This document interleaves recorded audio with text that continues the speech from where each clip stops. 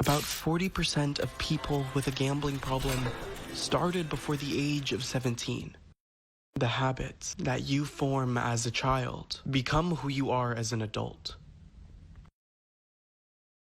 Did you know that arts and culture generate $135 billion in economic activity across the United States annually? According to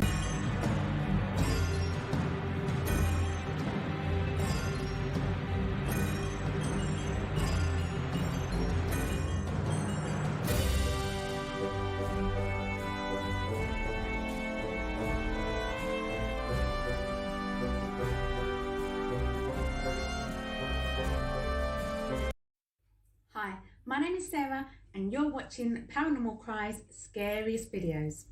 Thanks for watching.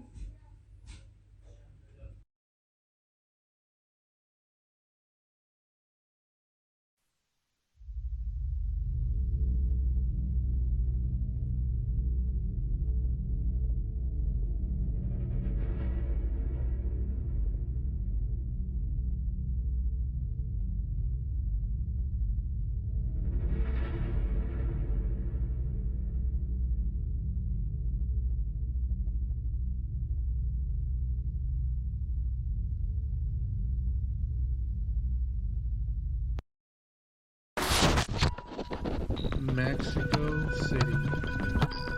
The pyramids. Let's talk about them. Why are they so mysterious?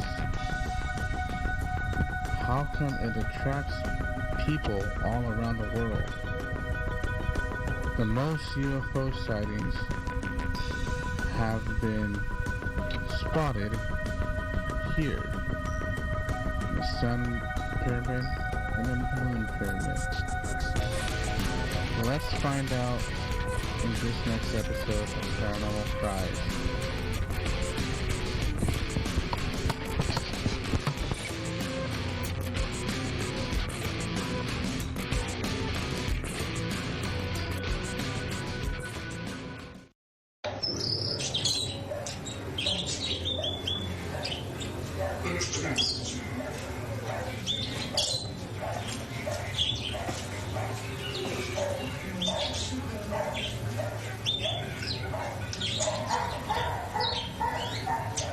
Wait.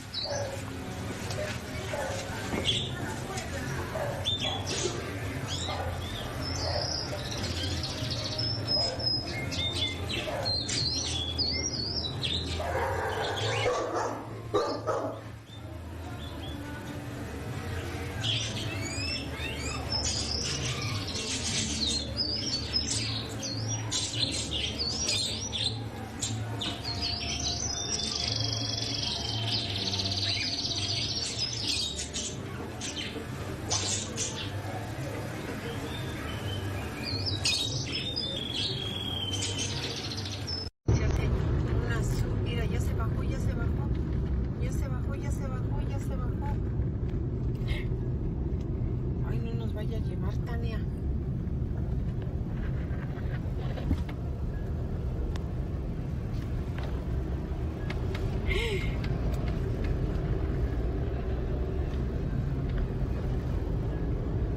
¿Pero qué es?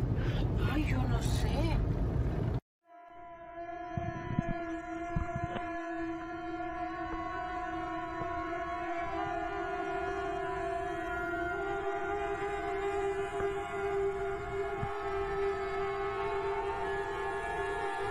Amor, ¿qué es eso? Mira. Mira, mira. ¿Qué es eso? Ven, ven, rápido. Asómate allá donde estoy viendo. Eso es en el cielo a la derecha. Estoy viendo. ¿Qué es eso? ¿Qué es eso?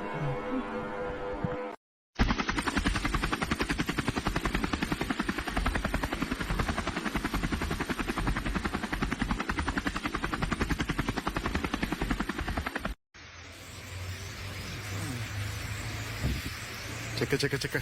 ¿qué es eso, pa? Son como unos globos, ¿no? ¡A la más! ¡Qué rápido fueron!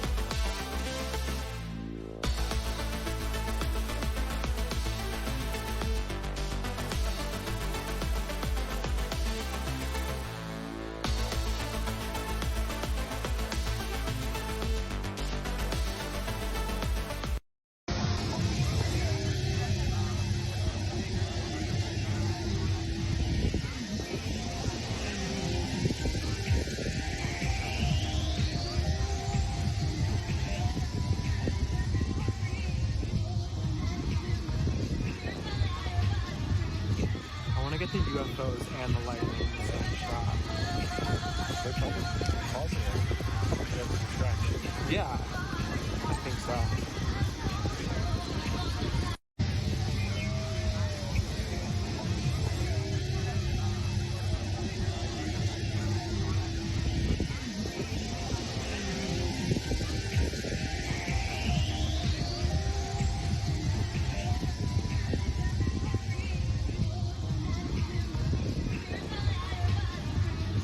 I want to get the UFOs and the lightning in the same shot. They're probably positive because of distraction.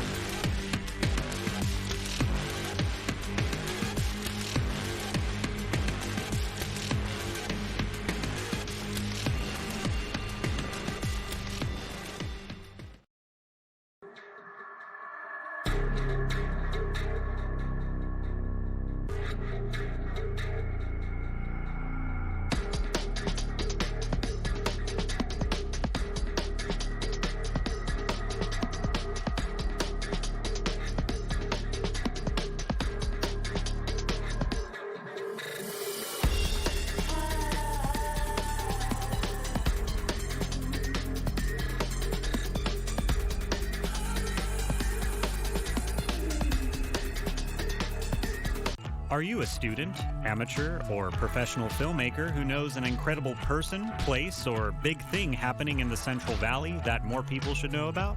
We want you to tell that story through the transformative power of documentary filmmaking for the 2022 The Big Tell Film.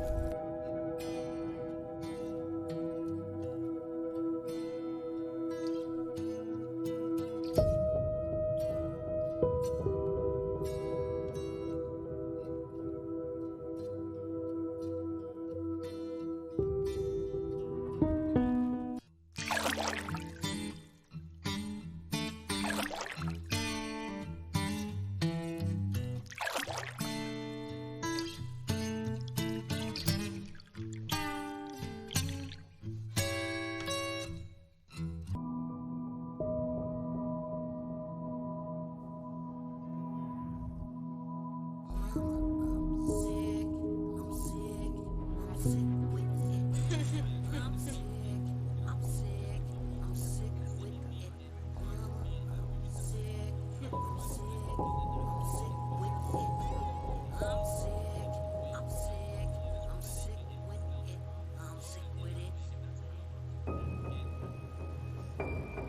with it! Get back over here!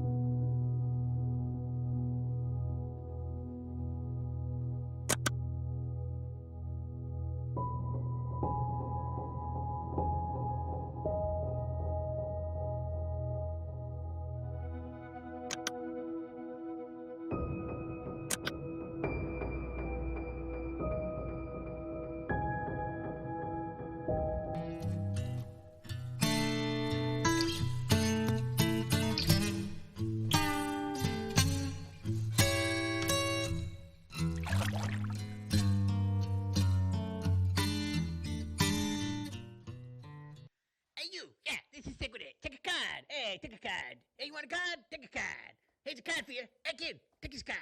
You kid, hey, you, take this card. Here's a card. Take a card. Sick with it.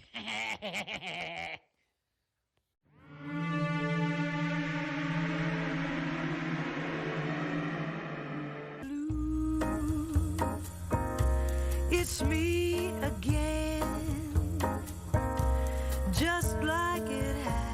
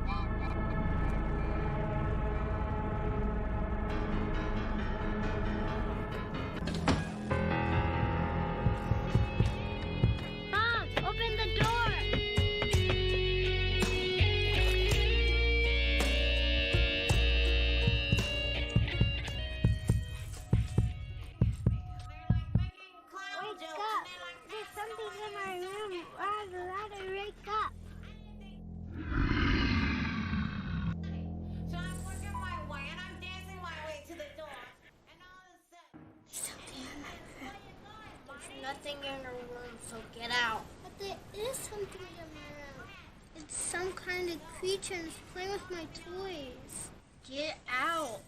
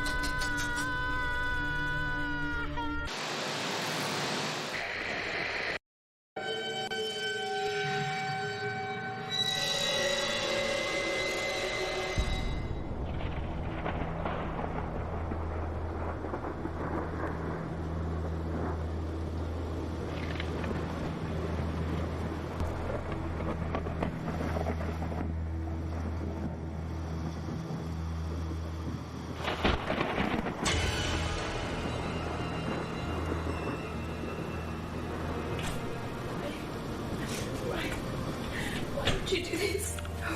Why am I not good enough for you? Why would you do this? You can't hurt me. You're not supposed to. You can't go around breaking girls' hearts. You can't. Why? You're gonna pay. You're gonna pay. You're gonna pay. You're gonna pay. You're gonna pay. You're gonna pay. You're gonna pay.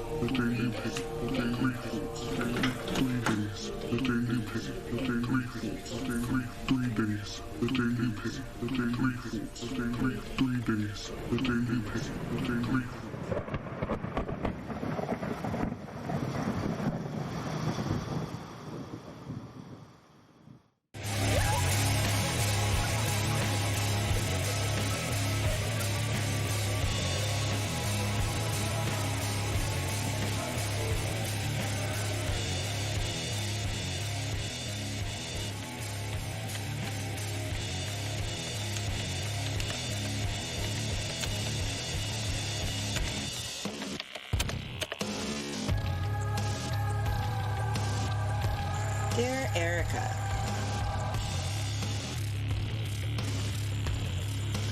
when I look into your eyes, I see empty,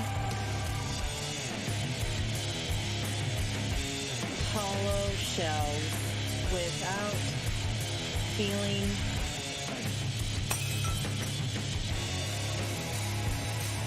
The air you breathe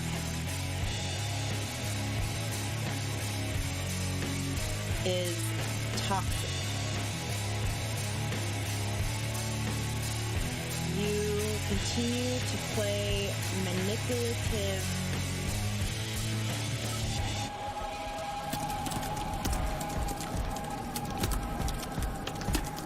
There is no longer an us. Maybe it's therapeutic this way. What the hell am I doing? Obviously, I'm the one who needs therapy.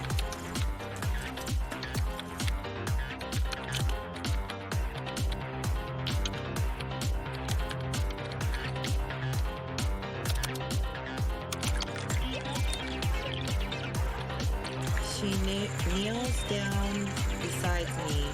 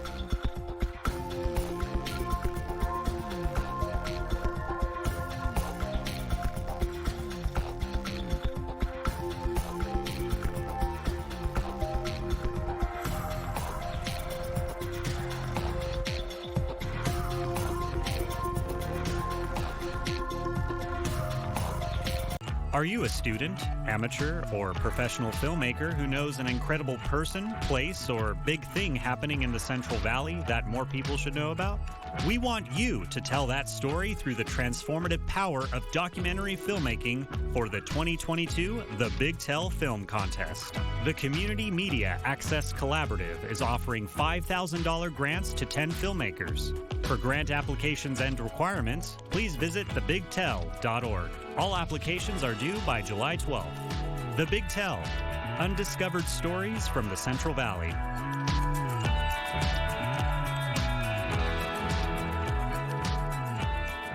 Love CMAC but don't have all the channels on your TV? CMAC is now available on Apple TV, Roku, Amazon Fire TV, and it's always free. Watch any of the 3 channels whenever you want with the power of your remote. Got an Apple TV? You can stream CMAC live or on demand using the free CMAC app. On the home screen, open the App Store. Now search CMAC. The CMAC app will pop up. You can download the app, and that's it. Got a Roku TV? Using the main menu on the left, go to Streaming Channels. From here, go to Search Channels. Type CMAC, and the CMAC channel will pop up. Download it, and that's it. Have a new Fire TV? On the home screen, just click on the search icon in the top left corner and search CMAC, or use the microphone and say CMAC. The CMAC app will pop up, select it, and download the app. That's it. You'll be able to stream CMAC live or watch your favorite programs on demand. For the latest updates, follow us on social media or check out cmac.tv. Happy streaming.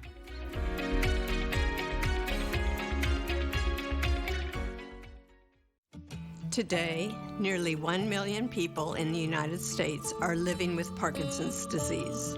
My husband Mel is one of those people. I'm Patty, his wife and care partner.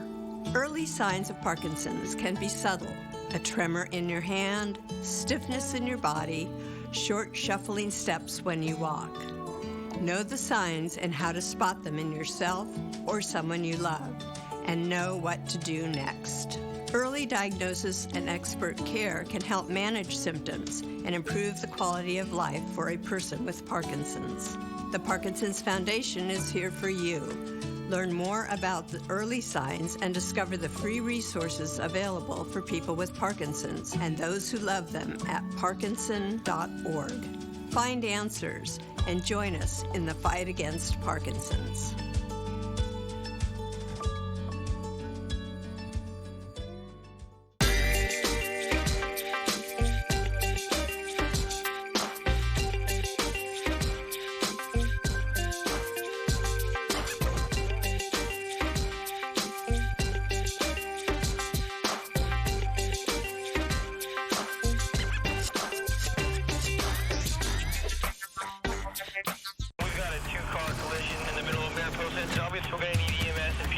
When the unthinkable happens, there are those who answer the call. Skilled men and women dedicated to saving the lives of others. Seeing them in action is truly impressive. You just don't want to see it from here.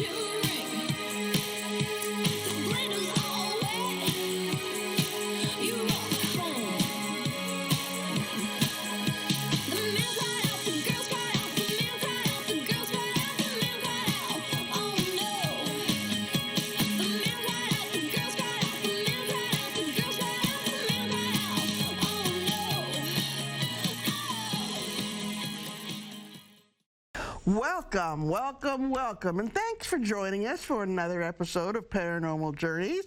Hope you all are doing well. And sitting next to me is Smiley Calderon, my co-host for this evening, and yes, we have some spooky and weird stuff to talk about tonight. With that, I am Jackie Meter, founder of Central California Paranormal Investigators, and for the next hour, we hope to amuse, entertain, give you some goosebumps, and have some laughs along the way. Awesome, Jackie. Yeah. Glad to be back. I know. For those of you, I know I apologize. It's been a while, a couple of months that we haven't been able to broadcast. But anyway, we're back, and hopefully this will be an every month thing. So for a while. It's good to be back with you, Jackie. Yeah. What have you been up to? Well, I've been trying to save the world, Jackie. Well, Tower District, anyway. Tower District. Yeah. For those of you that don't know, and it's a whole thing. I'm not going to get into it. But I'll let him talk your leg off. But, yeah, there was an issue, a controversy about the Tower District, about somebody wanting to buy it and somebody else saying, no, we have first off and first offer. And anyway, it's settled, I think, to everybody's satisfaction? No, it's not to everybody's satisfaction. Okay. But thank the Lord, the city of Fresno has, they're buying it. Yes. So I think it's all going to end up good for the Tower District. I think we're going to retain our atmosphere down there. It's kind of a boho, hippie, artsy, craftsy, and I mean, I love the Tower District. I love the Tower District just for its diversity. And it's like the coolest place in Fresno. Yeah, it is. It really is. It really is. Okay, all right. We got to get started because we got a full show, and I'm up first. Yeah, okay. All right. Last winter, it got so cold in South Florida, the U.S. National Weather Service warned the public that immobilized iguanas could fall out of the trees. Temperatures in South Florida reached a low of 25 degrees Fahrenheit, and since iguanas are cold-blooded, they slow down or become immobile when things drop below 40 degrees. They may fall from trees, and they are not dead.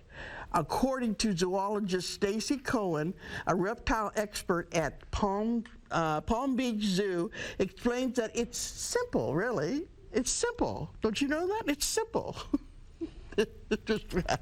Iguanas basically start to shut down and lose their functions. And so if they are up in the trees on the branches sleeping, then it gets so cold they lose that ability to hang on, and voila, they fall out of the trees, hit you in the head a lot. While most reptiles will likely survive freezing temperatures, they are a threat to their survival as they are indigenous to Central and South America.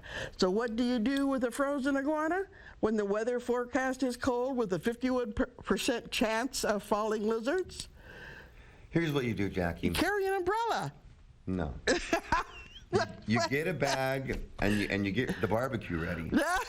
You know, that's not unusual because in Mexico, a good sized iguana is worth about 5 tacos. Iguana tacos are amazing. Yes, they say they're I mean, it's. But I don't get this whole story. Isn't the world heating up? Aren't we in global climate warming? And how is it so cold? And what's going on? It's climate change. Okay. What happens is you're seeing extremes where it used to get cold, it's now getting warmer. Where it used to get warmer, it's now getting colder. And yeah, climate change, and it's affecting everywhere. It's global. It's not just. Why is it happening? Well, different theories.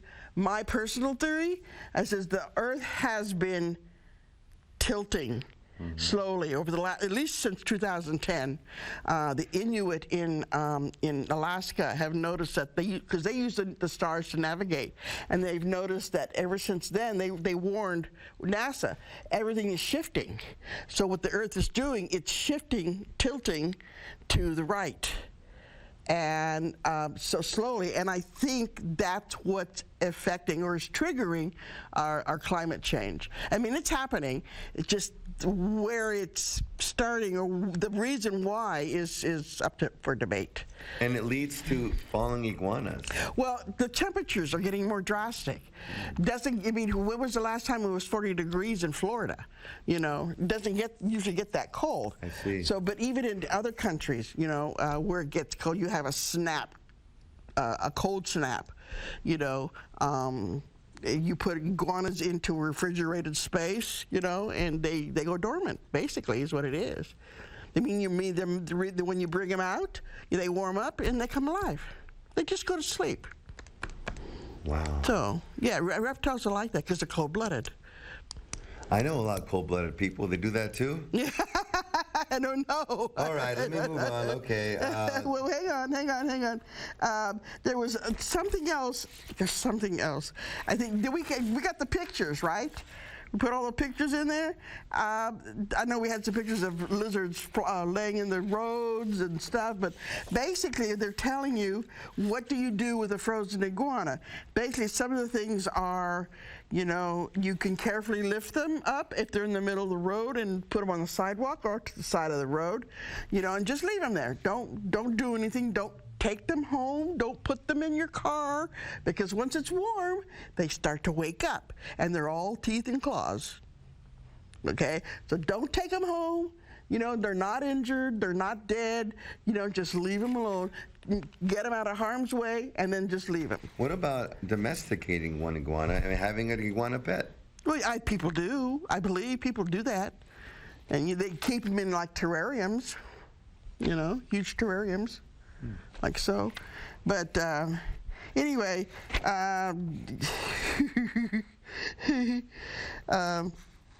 well, it says, how do you kill an iguana humanely? I don't know. It says that in Florida that homeowners are permitted to kill any found on their land humanely. What does that mean? Yeah, really, what does that mean? It's best to bag them up or pop them in a cat carrier so you can hand them over to a local wildlife center or veterinarian. But, yeah, I'm not in for euthanizing animals that aren't sick or injured or hurt or anything like that. It doesn't seem like they'd be euthanizing them. They would be taking out their rifles and shooting them. I'm sure some people do that too, which is not very, very nice, you know. Anyway, so. But you know what's crazy, the way they say it? You have to kill them humanely.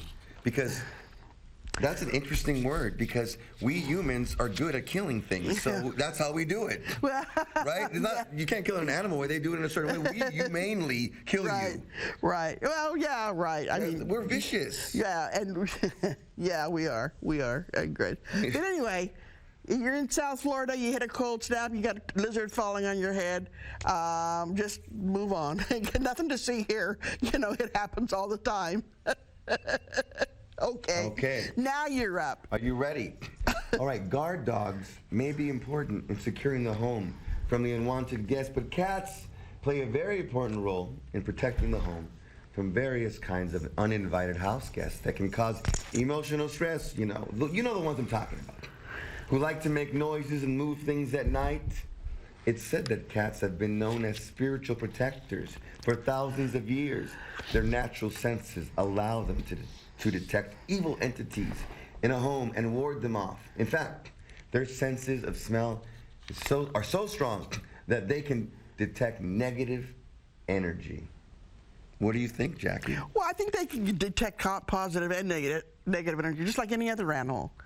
I don't think that cats are supernatural or have this ability all by themselves. Can we use the word asshole in this show? Because cats are jerks. I just cats beat are you jerks. out. They can be. They're jerks. Yeah, they can be. Although I have to say that.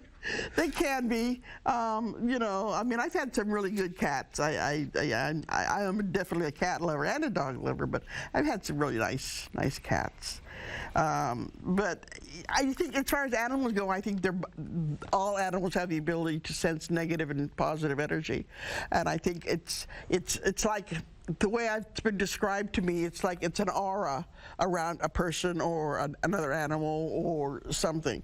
It's like an aura, and they see the color, not colors, but maybe a vibration, energies, some kind of an energy aura, and I think that's. They say that a dog is a man's best friend. So you could be an axe murderer and hate everybody, but your dog will still cuddle with you and love you.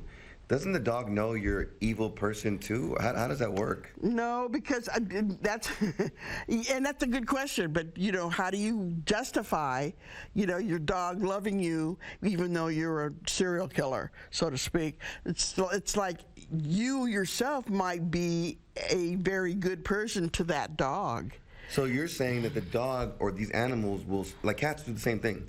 They sense the good energy part and they just connect with that part. I mean, I think every human has a mixture of what's good and bad. I don't believe I don't believe in someone just being evil 100%, because we're humans. We're all some good, some even Adolf Hitler had some good qualities about him. Someone loved him. His mama loved him. He loved somebody, but he was a lot of evil there. And so I could see how an animal could still love and cuddle some sociopathic axe murderer who has a little bit of love still there. But Yeah. Well, yeah, I think animals pick up energies, and if the animal may not love that person when he's in serial killer mode. Right. I may not want to be around him, but when he's home relaxing by watching TV, he may have a very benign energy. That's so interesting. Yeah. Anyway, that's what I think. I'm sure there are a lot of people who have different theories, but that's what I think. That makes sense. That's what I think. Because animals are like energy conduits, right? They're almost like they speak in different energy tones, and they can help people with therapy, right? Sure. Because of the energy that they can give and they receive. Well, there's comforting, especially when a cat purrs. It's that comforting sound and that vibration. Interesting. And so we love that. I mean, who doesn't love a cat that purrs? Did you know that, and I'm sure you already know this, that cats, maybe I misread this, but I read that cats, meowing is what it is. I think they only meow or purr around humans. Like they don't even talk that way amongst themselves. Like something they adapted for us. Some vocalization. That's not true. I've heard cats purr when they. So meow. It must be the word meow, not purr, but meow. That's something that like meow. Like they don't do that to each other. Like they're doing it because here's what I read, that they did it to mimic the sound of a baby, so that humans will feel more inviting for them. Yes, no, look it up. The meowing is an evolutionary adaptation for the cat. And it mimics a baby sound. That's how smart these cats are. They knew how to get to us. I think you're really pushing it. That's what I read in a science journal. I'll show it next time. You show me. Yeah. You give me a link. I will. And then you can add it to the show if I send you the link. Okay. Yeah. But if I'm wrong, then delete this whole thing, okay? Yeah. Let me put my glasses on here. I think In many cultures and religions, it's believed cats repel negative energy. Evil spells and curses are nullified when cats cross our path by accident or on purpose. You know, we need to make cats feel welcome indoors, feed them with love and respect, give them a tree to climb, and so they can watch over us while we sleep at night, and to show our cats that not only are cats loved members of the family, but cats are also respected. Okay, you know, cat's a cat. I love cats. I love when they sleep on my chest and they purr, and you know, and they love being petted and on their own terms. And it's also said specialties of cats of different colors. There's also something called geopathogenic zones, where cats can help you with energy protection. The locations are named so because they negatively affect the health of an individual residing around there for a long time. I don't know. I think that's really pushing it, but I mean, cats are cats, and I love cats, and I think they can be protectors just like dogs can. You know, but cats are cats. That's what Jackie has to say. Cats are cats. Cats are cats, and I love them. I love them. But anyway. Do they have special powers is the question. No, they don't have special powers. The Egyptians thought they did, that they were like some guardians of the afterworld. Yeah, and how did that turn out? I don't know. You know, the Egyptian Empire is gone. Is it really, though? Well, you know, all we have you seen a dollar bill before? What's on the back of a dollar bill? Some Egyptian stuff. Well, yeah, but that's weird. That's totally different. That's a totally different topic. You don't want to go through that rabbit hole right now? Not right now. Maybe some other time. But anyway, we're going to talk, because it's time for As the Paranormal World Turns. So we're going to talk about, oh, geez. Brocardi? Okay, yeah. Brocardi is 38. He's a singer-songwriter from Oxfordshire and fell in love with Eduardo after he appeared on her doorstep, and they have been together ever since. Okay, there's Brocardi. Like all couples, they have times of tension, but for the most part, they are extremely happy. Eduardo has proposed, and she said yes. But currently, they are arguing over the wedding date. She wants a summer wedding, but he hates the heat. But they are having other issues as well. It seems they can't find a church to marry them, and they are being threatened with an exorcism by the priest. Now, why would you might ask? It's because Eduardo died in 1875. Well, that makes a lot of sense. Yeah. I mean, I had a girlfriend from the 1860s. And I know how these people can be. You know, we have had stories before of women who have, interesting enough, they're all from England, but stories of women who are marrying ghosts. I mean, the last one we had was they ended up getting a divorce because he liked to stay out all night and hang with his friends. Let me guess, they were hanging from trees? I don't know. Literally hanging with their friends? I don't know. But they got it. She couldn't handle that anymore because he was out all night. So she divorced him. But anyway, you know, I guess whatever floats your boat, you know. You know what these stories remind me of? It reminds me, it teaches me that people will believe a lot of, I mean, look at the Bible. Virgin births. It all makes sense now. If these people can marry dead people, we can have virgin births. We can walk on water. You know, we can do all kinds of crazy miracles. Well, I think, you know, it's just really simple. She's attached. She believes that Eduardo and her are lovers and they want to get married. And I guess, you know, who am I to judge if it makes her happy? This is England? Yes. So let me translate. Is she mental? Well, and she may, and you know, there may be some mental issues involved. Could be security, could be, you know, issues of abandonment. Who knows? But if she believes it, then who are we to sit there and say no? There's something to be said here about the laws in England. If they literally allow someone to marry a dead person, I don't know, maybe in Tennessee the same thing can happen. I don't know the laws in certain, podunk places in the country. That's why they're having a hard time finding a church, because nobody will marry them because they want to do an exorcism instead. I see. Complications. Yeah, when you marry a dead person, there's certain things you need to have checked out. You got to know these things so that you don't avoid exorcism, other things like that. It's a hassle. That's what I always say. Well, they've been shunned from numerous churches because they see the relationship as blasphemous, which is a stretch for me. Wait, you don't see it as blasphemous? No, I don't see it as blasphemous, no. So you're fine with marrying dead people? Yeah, I think if that's what she wants to do, who are we to sit there and tell her no, she can't? Why? Who's it hurting? Not hurting me. Wow. What does that mean? Who am I sitting next to?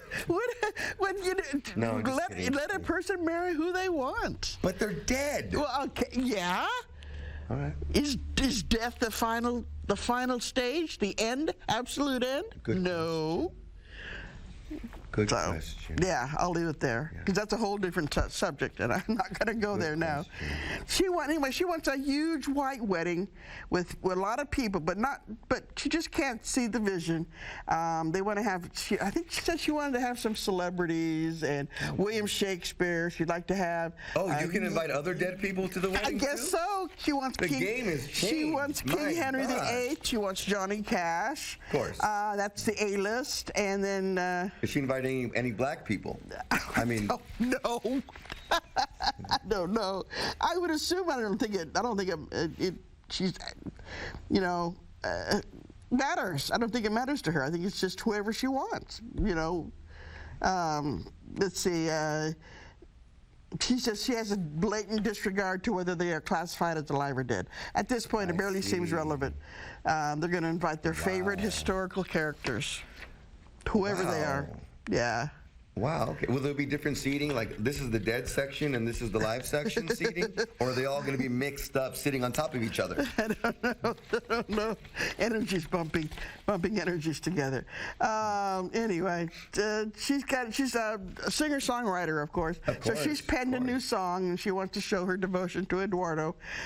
She's pulled out all the stops. She's written a wedding song. She plans to walk up the aisle. It's been my dream to write my own wedding anthem, and the paranormal haunting element of Eduardo's presence has provided me with so much inspiration. My mind is blown right now. It could be as simple that she just wants to sell records. Who knows? Do you know when this happened? No. Or what era? Or? Oh, it's current, but I don't know. I couldn't tell you when. Within 5 or 10 years, huh? This was done on February 2nd of February 9th of this year. Oh, this year? Uh-huh. Oh, and she's from England. Interesting. Oxfordshire. Okay. Well, are you ready to move on? Yes, I'm ready to move on. Okay. Enter the Play-Doh aisle. At your own risk, browse the children's books with caution and don't even ask to go upstairs where the toys are stacked. You say you don't believe in ghosts, but you feel a breeze behind you. Someone calls your name, but nobody is there. And funny things happen that you just can't explain.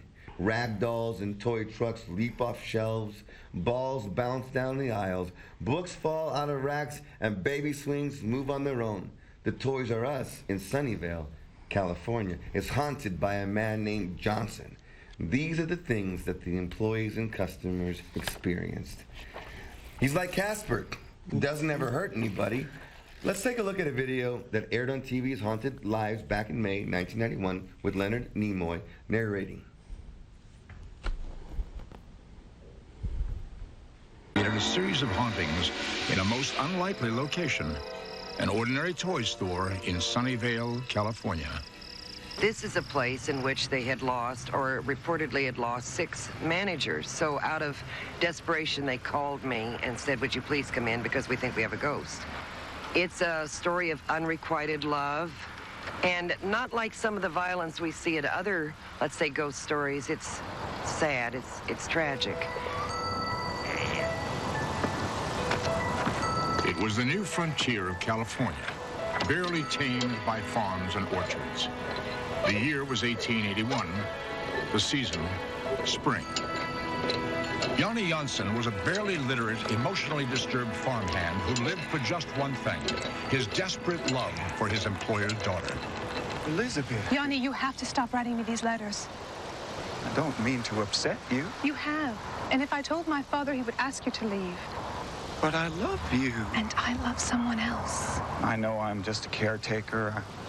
I don't have very much to offer, but what riches I do have are in my heart. I don't love you, Yanni. You have to understand that. I don't mean to hurt you, but I'm getting married in 6 days, and it's best that you forget about me. Bye. Wait, you don't know me. You barely knew I existed till I wrote those letters. How do you know you don't love me? I feel nothing for you. I won't rest until you marry me. Elizabeth, don't go!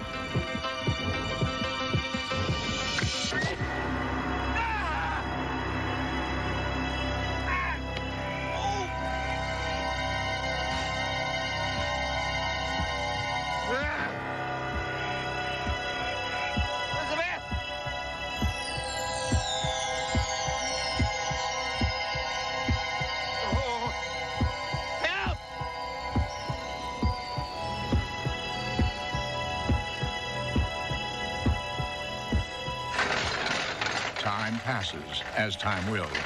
What was once an orchard became a busy toy store, filled with the sounds of laughter, the hum of cash registers, and the presence of something else. Something that cannot easily be put into words. Elizabeth. Hello? Is anybody there?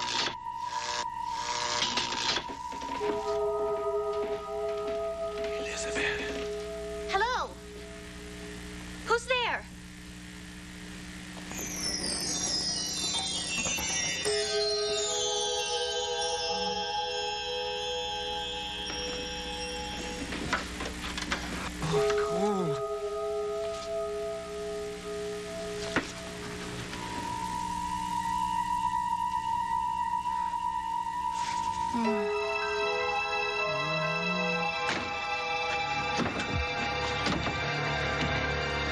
Whoa, hold on. Where's the fire? There's something back there. Where? In the storeroom. It touched me, and it said something. Oh, what touched you? Excuse me, are you the manager? Yes. There's something wrong with your bathroom. The water comes on by itself. I turned the faucet off, but it came back on again. I think you need a plumber. Oh, I'll call one right away. Thank you. May I please have the rest of the day off? Oh, whatever it is that scared you back there, I'm sure there's a logical explanation for it. Come on, I'll show you.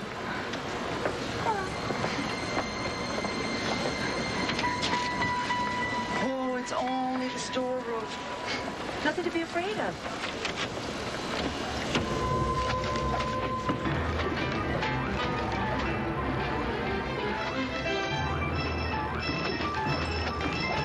Okay, guys, we got a little problem. So I am putting the storeroom off limits for the next couple of days. Rumor has it there's ghosts in the storeroom. Welcome to Ghosts R Us. Can I haunt you? This is not a joke. And if you go around saying that there's a ghost, then we're liable to lose all of our customers. So until I can figure out exactly what this is, it's business as usual. Okay?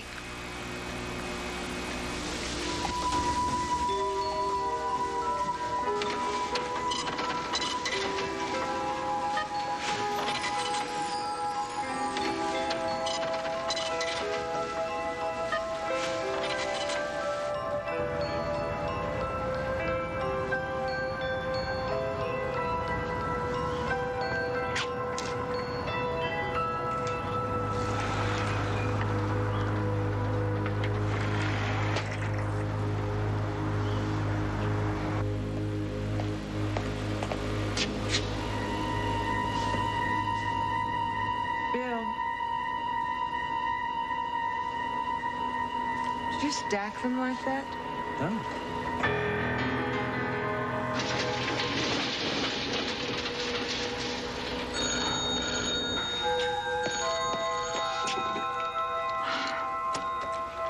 Toys R Us. Hi, it's me.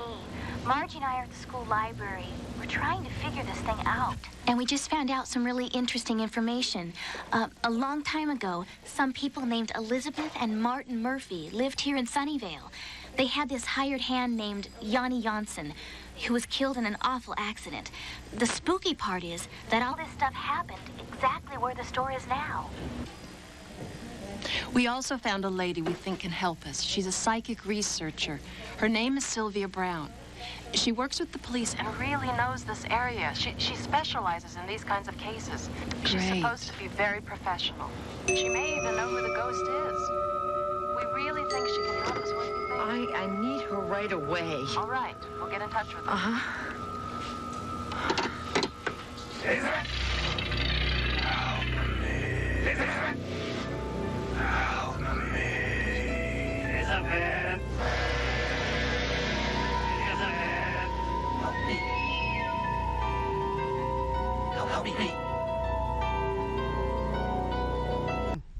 Wow. Yanni Janssen. Interestingly, and I think it was right after they closed it down, and this was back in, let me see. They held a seance, and I know the store closed in,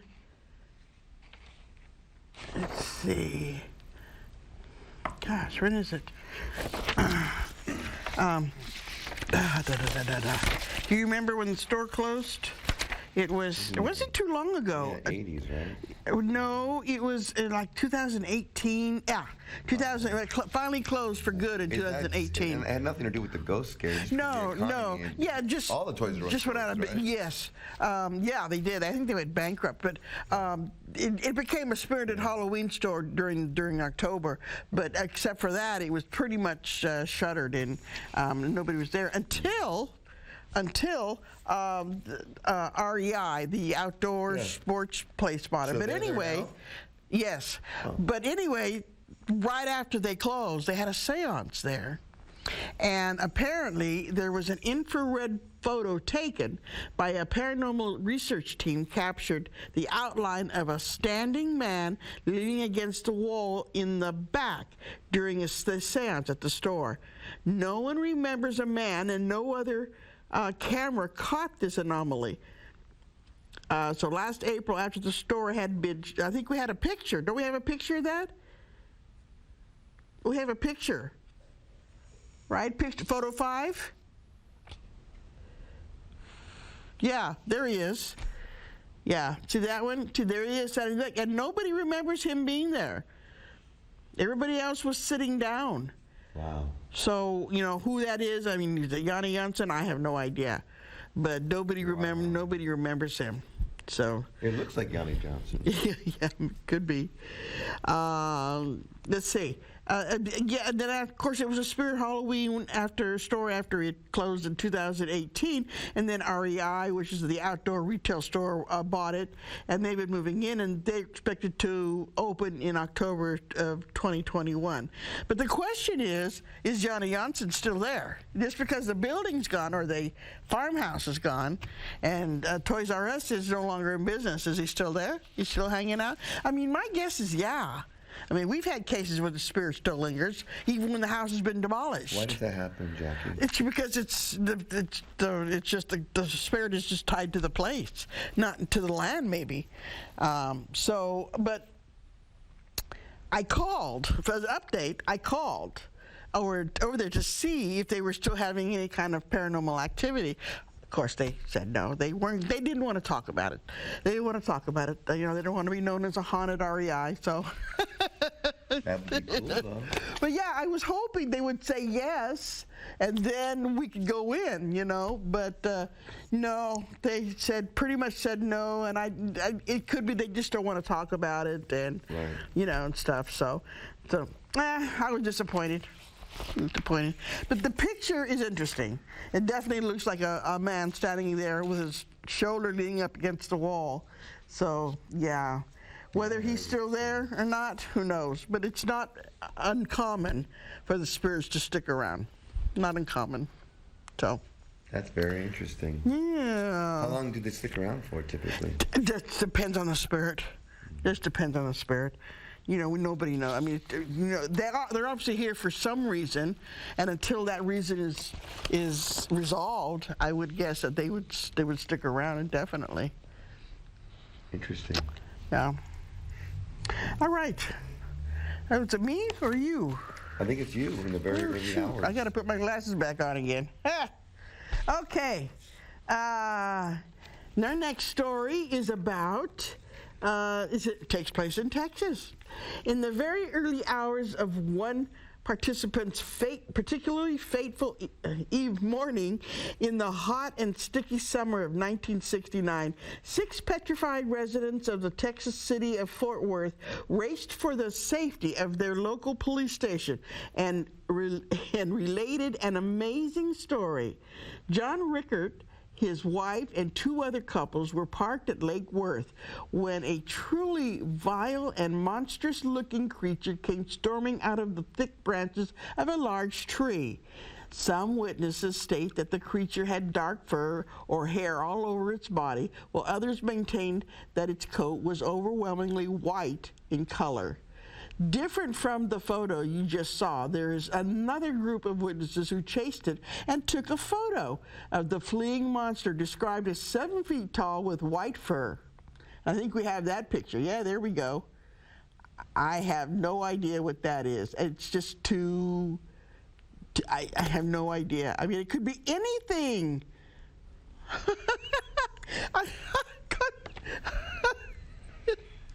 Weird picture. The fascinating thing about that story is you've got 4 couples who saw something. Obviously, they couldn't agree on whether its fur was white or black, but it just may be the mind, but tricky and playing tricks. But they definitely saw something, so something was there.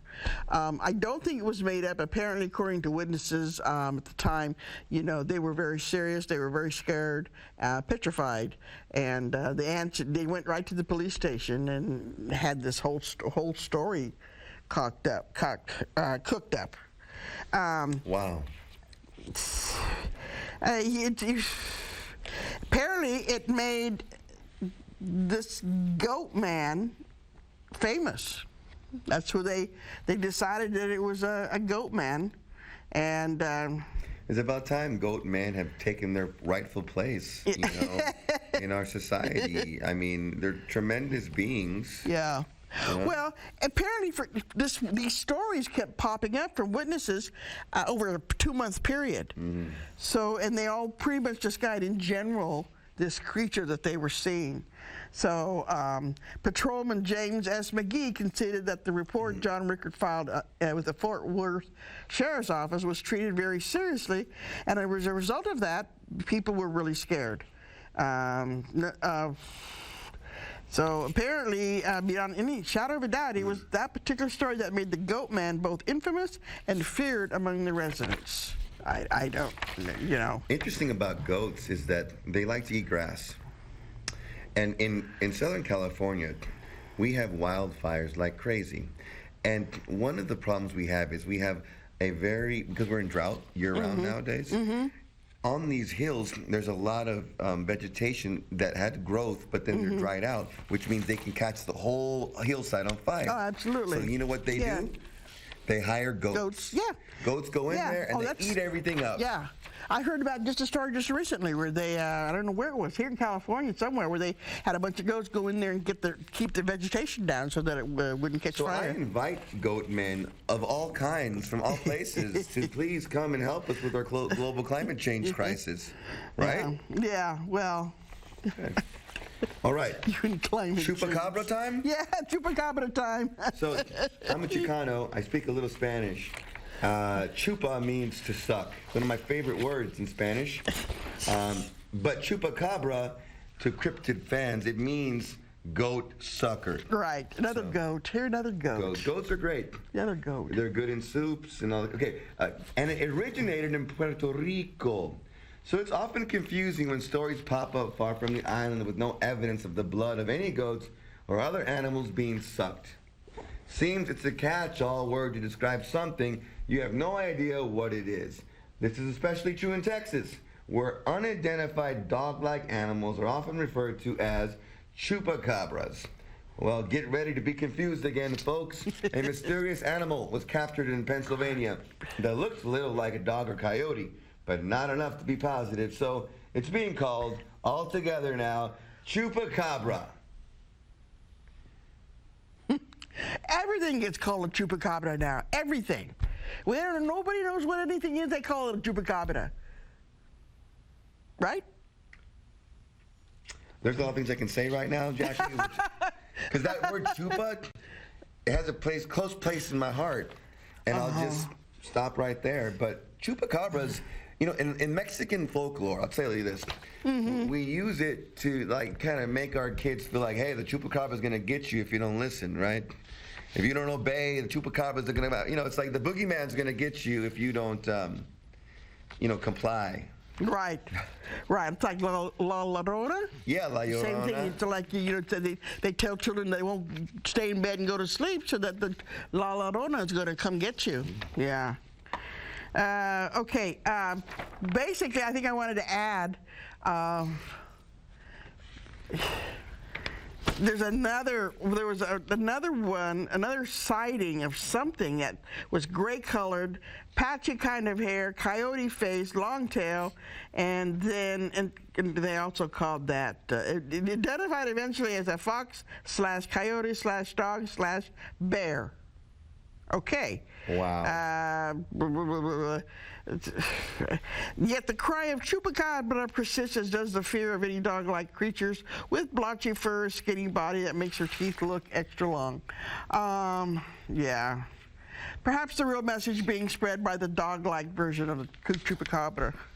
You know, and I've seen lots of pictures where people say, oh, it's a chupacabra, because they pretty much don't know what it, I mean, it looks pretty terrifying, and they don't know what it is. But you see a lot of bears, dogs, coyotes with mange, and severe cases of mange, and they can definitely look very scary and chupacabra-like.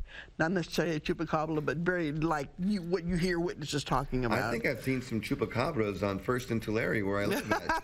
Well, now that I think about it. That may be. I mean, they're just out in the open, man. Well, like I said, everything nowadays, if somebody doesn't understand something, they see a cryptid or an animal or whatever, and it's automatically labeled a chupacabra. And folks, that's not what it is. You know, they're very specific, very specific. Okay, I think that's about enough time we have. We've got, that about wraps it up for this episode. And if you want to contact us here at Paranormal Journey, send us an email at www.fresno@aol.com. I cannot talk. We'll put it on the screen. Do it again. Hope you enjoyed the show, and if you like what you've seen so far, go to our Facebook page to see what's coming up next. Read interesting articles, post comments, ask questions, watch past shows, and don't forget to like our page, www.facebook.com/paranormal journeys. So we will see you next time on the last Wednesday of each month at 7 p.m. Pacific Standard Time, where we get to talk about more weird stuff. Follow us on Facebook. Catch all the updates. Okay, because of unforeseen difficulties, we were not able to air part 2 of the short video clip we aired in February. And because it's been so long, and it is a beautiful story, we are going to air the whole clip tonight. So it's about 13 minutes, so stay tuned right after we sign off. And with that, take care, everyone. And be safe.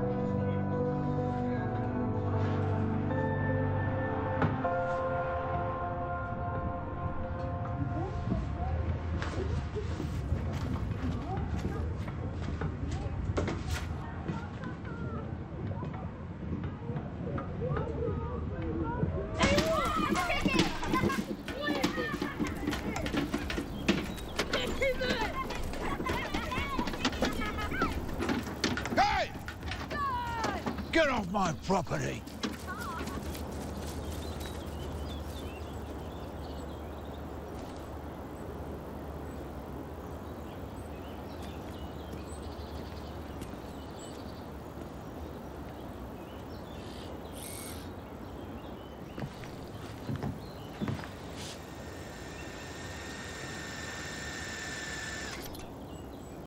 Don't even think about it.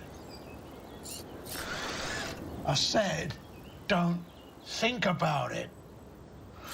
Leave me alone!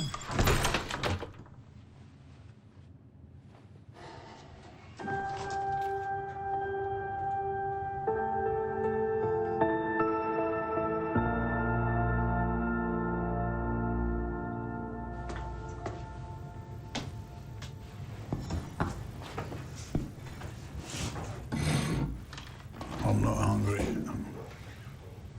Well, I cooked for two. Dad, you should eat something. Nobody asked you to come.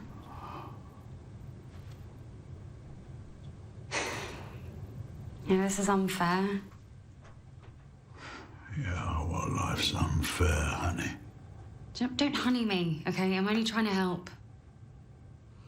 And drinking's not going to bring her back. Just watch your mouth, all right? This is my house, and nobody asked you to come. Your house. Do you know what? Forget it. That's right. Go away. I don't need you. I don't need anyone.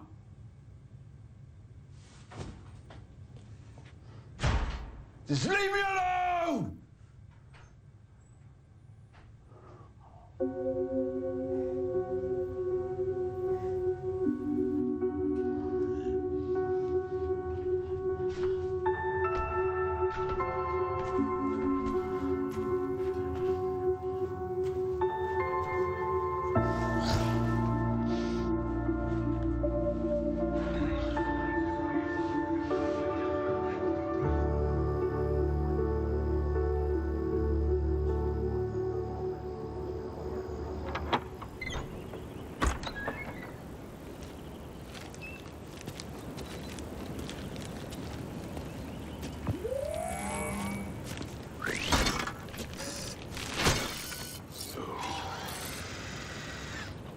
What? Hey!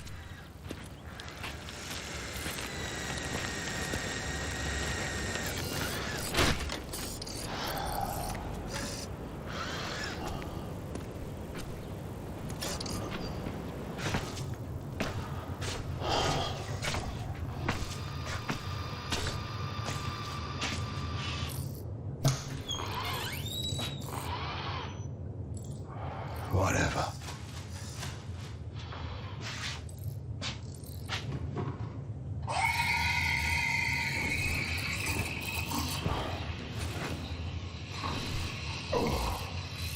Hey! Listen. I didn't mean to save your life, all right? It's just... And I like being alone.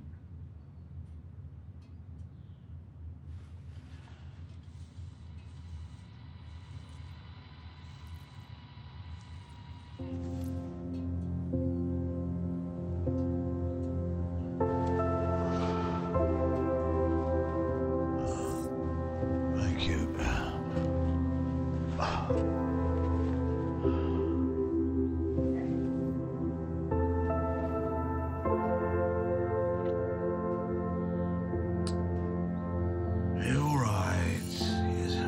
Stay for now.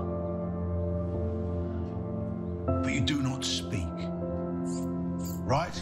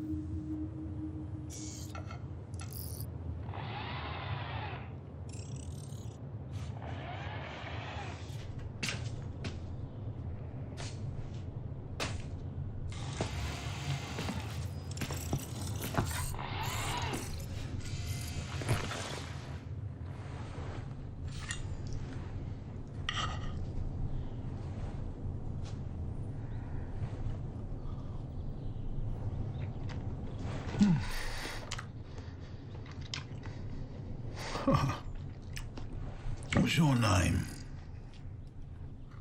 Do you have a name? That's not a name, is it? That's a number. I'm Nigel. That's my name. Nigel. Now, you've got to have a name.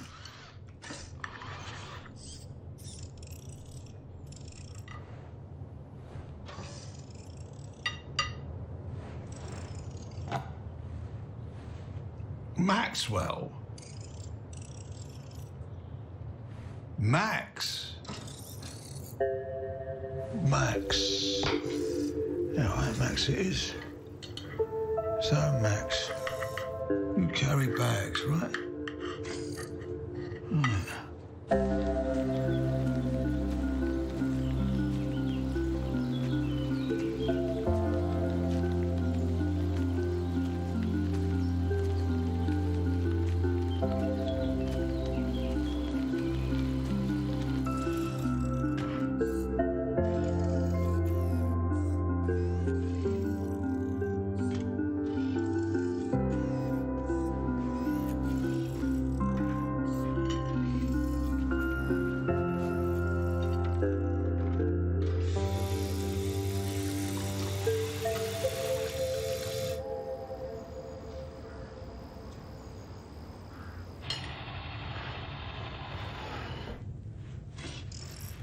What? That's Louise. She's my kid. Well, she's grown up now. She don't need me anymore. No. Anyway, we really get along.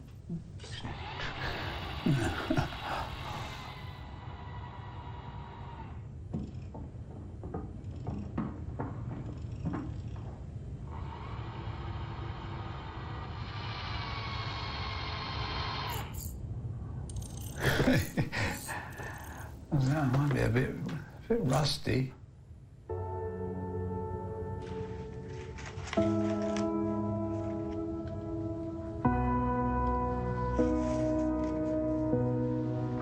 Right.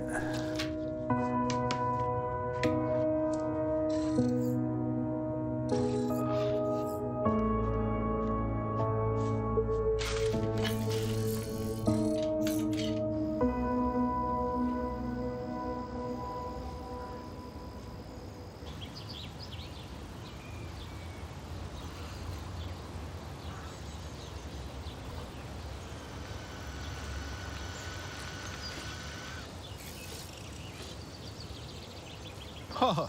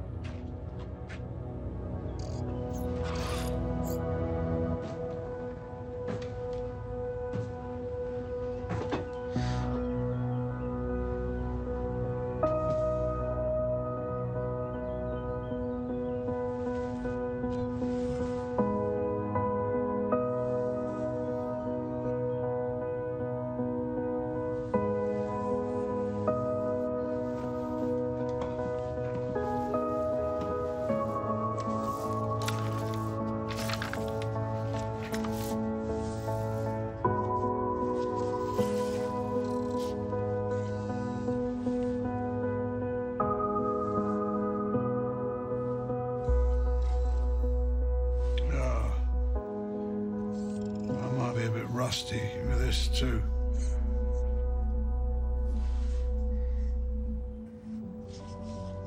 Why not?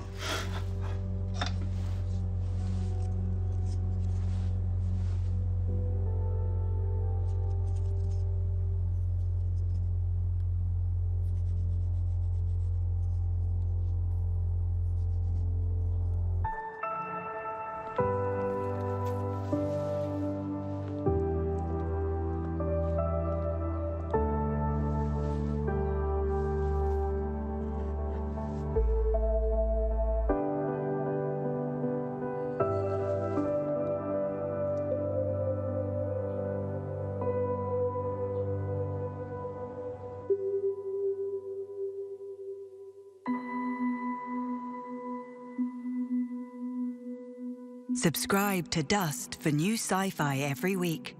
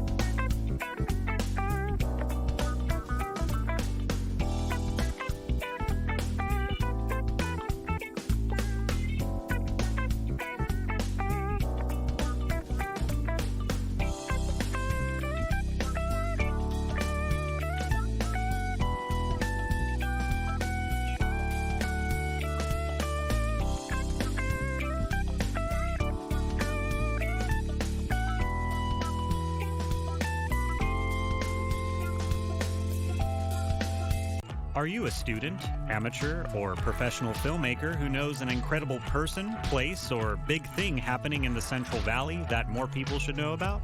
We want you to tell that story through the transformative power of documentary filmmaking for the 2022 The Big Tell Film Contest. The Community Media Access Collaborative is offering $5,000 grants to 10 filmmakers. For grant applications and requirements, please visit The Big Tell.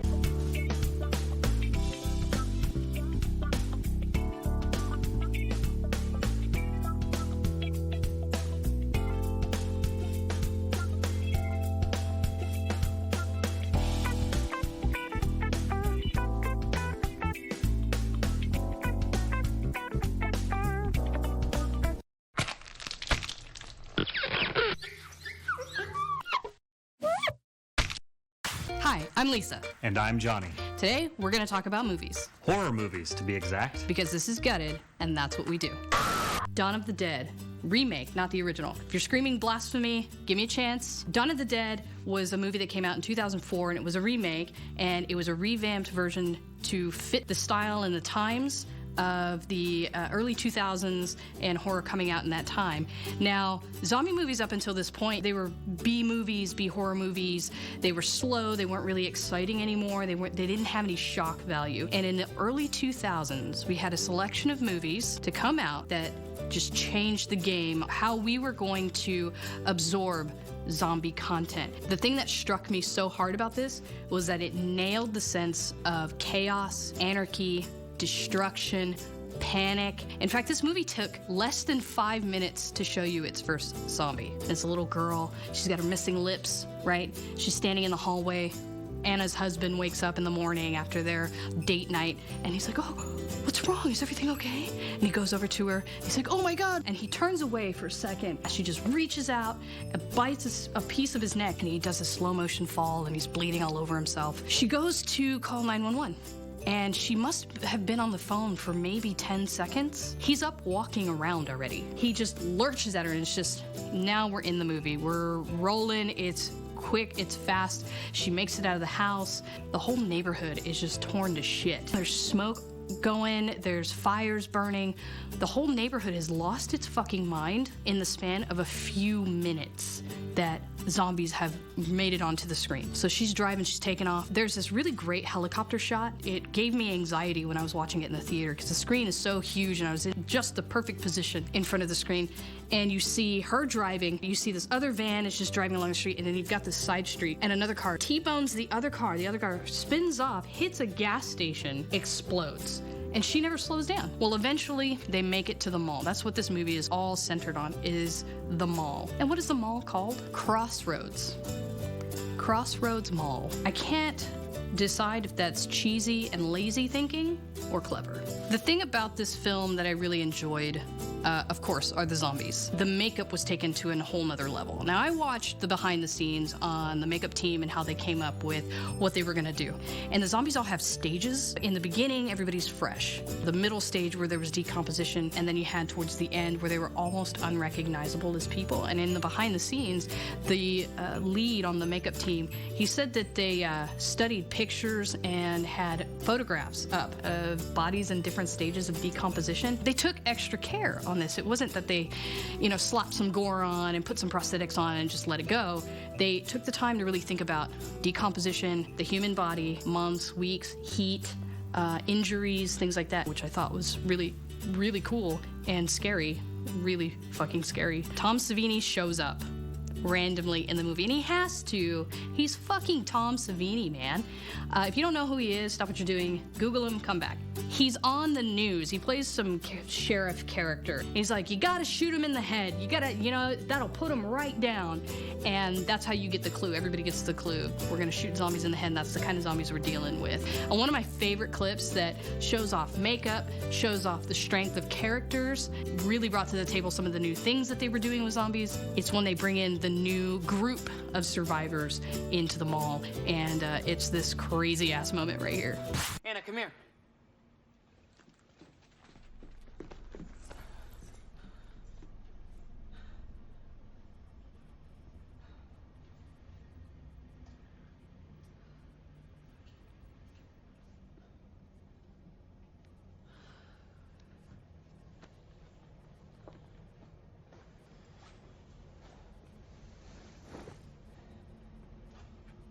Anyone know her name? Died without a name? Guys, do you want to move into the other room?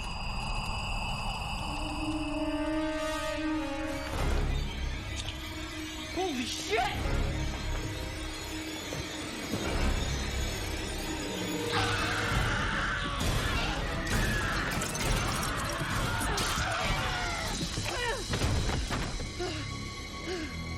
Dude, Anna's such a badass. So a couple of different things about that clip was we saw the strength of Anna, our female character, and the makeup. That's actually a man in a suit. They put him in a bodysuit and then did all the extra makeup work. But you could see like how in detail the makeup, this texture of the skin, the web of veins across the face. Like you as an audience person, you're never gonna look at somebody like that in real life. I don't care how nice of a person you are now, today. If that was you in that moment, you would look at her and go, oh, roll her outside. If she wakes up and she's great, we'll give her a bottle of water and we'll welcome her back. But that bitch is dead. Something that freaked me out quite a bit. When somebody turns into a zombie, you just kind of assume that they just lose all memory of themselves. Andy is the gun shop owner who lives, is living in his building, which is across the street. They're trying to send him some food. He gets bit and he dies, but they see him go to the roof. And he's always on the roof and he's always writing these signs and holding them up to show people, his message, like, what game are we playing, or, what's the news, or whatever conversation. And they see an image of him on the roof. They just see his back and he's furiously working, like he's writing something really fast. And they're like, what is he doing? What is he doing? And when he holds the sign up, it's just blood smears all across the whiteboard. And he's holding it up in this memory of, this is what he used to do. This was his connection. This was part of his humanity. And he's remembering that.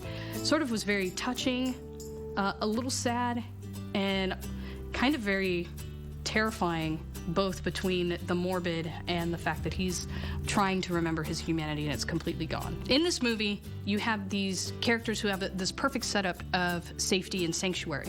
They're in the mall. They have all these different department stores where they can get everything that they need, and all kinds of things to keep them entertained, and they have fucking power. They have electricity. Like, what more do you need? And then a bunch of geniuses sit around and go, I don't want to die here.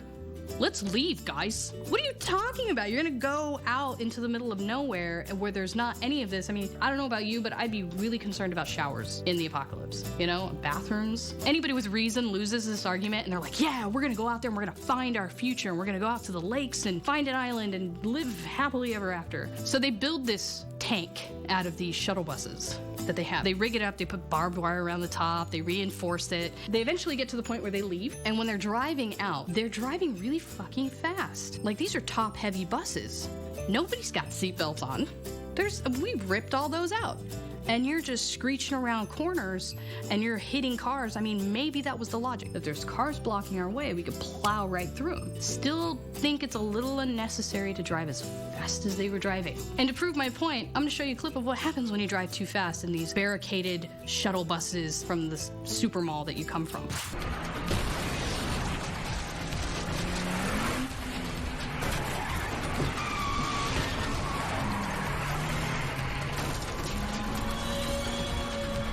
There's still one hanging on.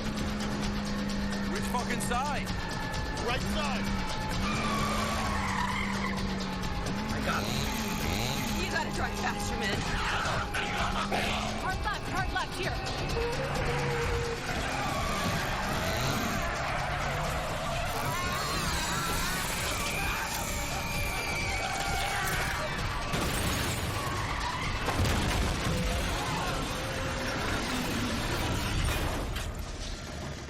Seriously, who starts up a chainsaw when you're just rocking around the bus and there's nothing to hold on to? There's no security. Don't start up a chainsaw. Dawn of the Dead, the remake, 2004, really brought to the table a different perspective on telling the zombie story when all we had were the slow-moving, cheesy, over-the-top, gory, with no storyline type of movies, and along with a couple of other films that were coming out during that time, gave us something fresh, gave us something to be excited about. It also gave us sort of parkour zombies. They were jumping, they were frantic, they were doing everything they could to get to you, and that brought new fear and new excitement. And those are the kinds of things that we're always looking for with horror movies. That's the kind of things that we want. The original's still very good. It's a very great film, and you should check that one out too if you've only seen one and not the other. See them both. So before I begin, I want to talk about zombie films in general. I've heard things from people that they think there's too many of them, they're getting sick of them. For me, it's the opposite. For me, it's unlimited creativity in the filmmaking sense. So I'm going to keep watching them if they keep making them. And with that, I'm going to talk about 28 Days Later from 2003. But what I really like about zombie films is that the directors and the creators and the writers can come up with really interesting ways of how the infection or whatever it is comes to be. In this case, it's the rage. And the opening scene is these three people going into a laboratory. There's kind of like these crusaders, I guess, who are trying to free monkeys, and they have this rage. And they see this scientist there who says, "What are you guys doing? Why does the infection take place to begin with?" It's always because of some stupid fucking human that has to mess it up, right? When I first saw this film, I was kind of screaming at the screen. I do that occasionally when I'm watching a movie by myself. I'm like, no. The character opens up the cage with the monkey, and of course it jumps on her, and there we go. 28 days later, we see what the product of that mistake was. There's many iconic scenes in this movie. The one that really stands out, people remember too, is the opening scene. And it's a man who wakes up in a hospital, and there's complete isolation. Now he's asking if there's anyone out there, and there isn't. The music really sticks out in the opening scene because it's kind of this build-up as this character is discovering that the city of London has just been completely obliterated.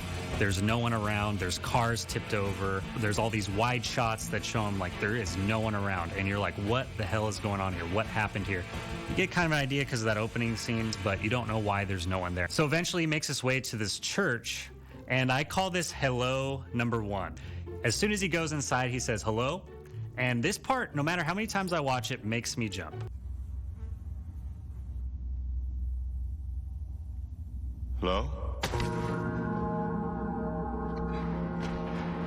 So as you see there, these two zombies spring up and just stare at him. And I don't know, just the imagery of that and the pace of that, how they cut to that, just really gives me chills every time I see it. It's really creepy. This priest approaches him, and he's very manic and making weird noises. So I'm like, okay, they're doing a good job in terms of directing these people to act like zombies. So it doesn't take a whole lot of time before shit hits the fan. We have the main character running away from the church. these people show up and start throwing Molotov cocktails and helping him escape because the zombies, they're fast. They're running super fast. At this point, he meets up with them. They kind of explain what's going on. They give you the sense that there's really no hope out there.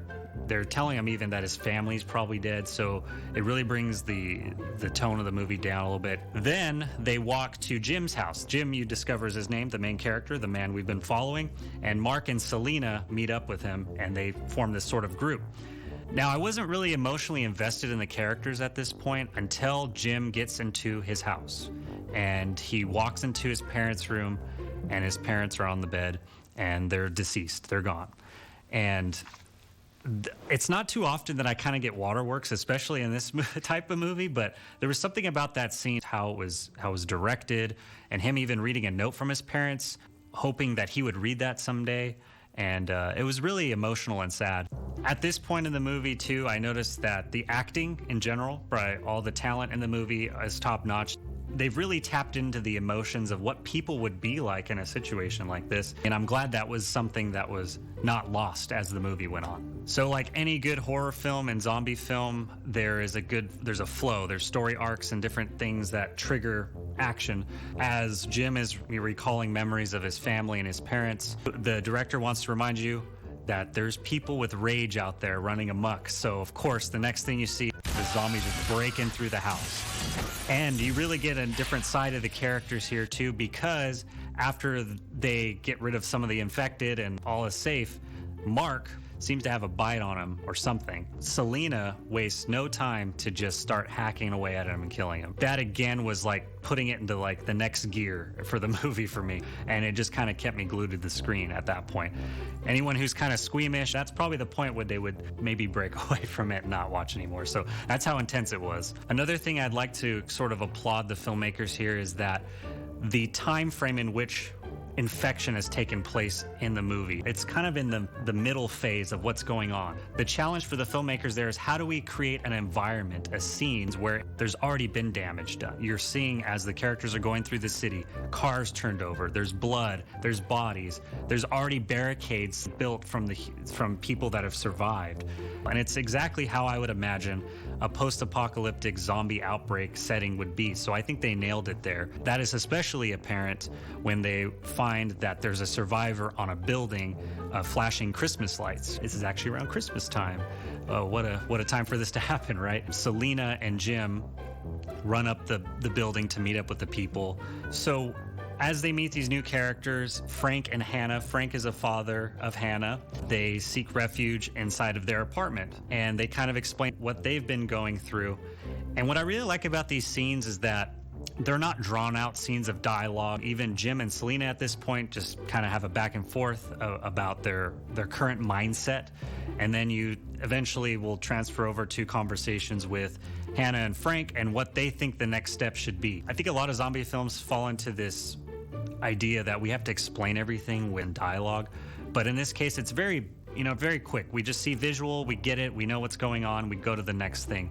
So what ends up happening is they do leave the building and they leave in a car to go to this soldier base that they hear a radio transmission from. The movie isn't all depressing, sad, blood, guts constantly.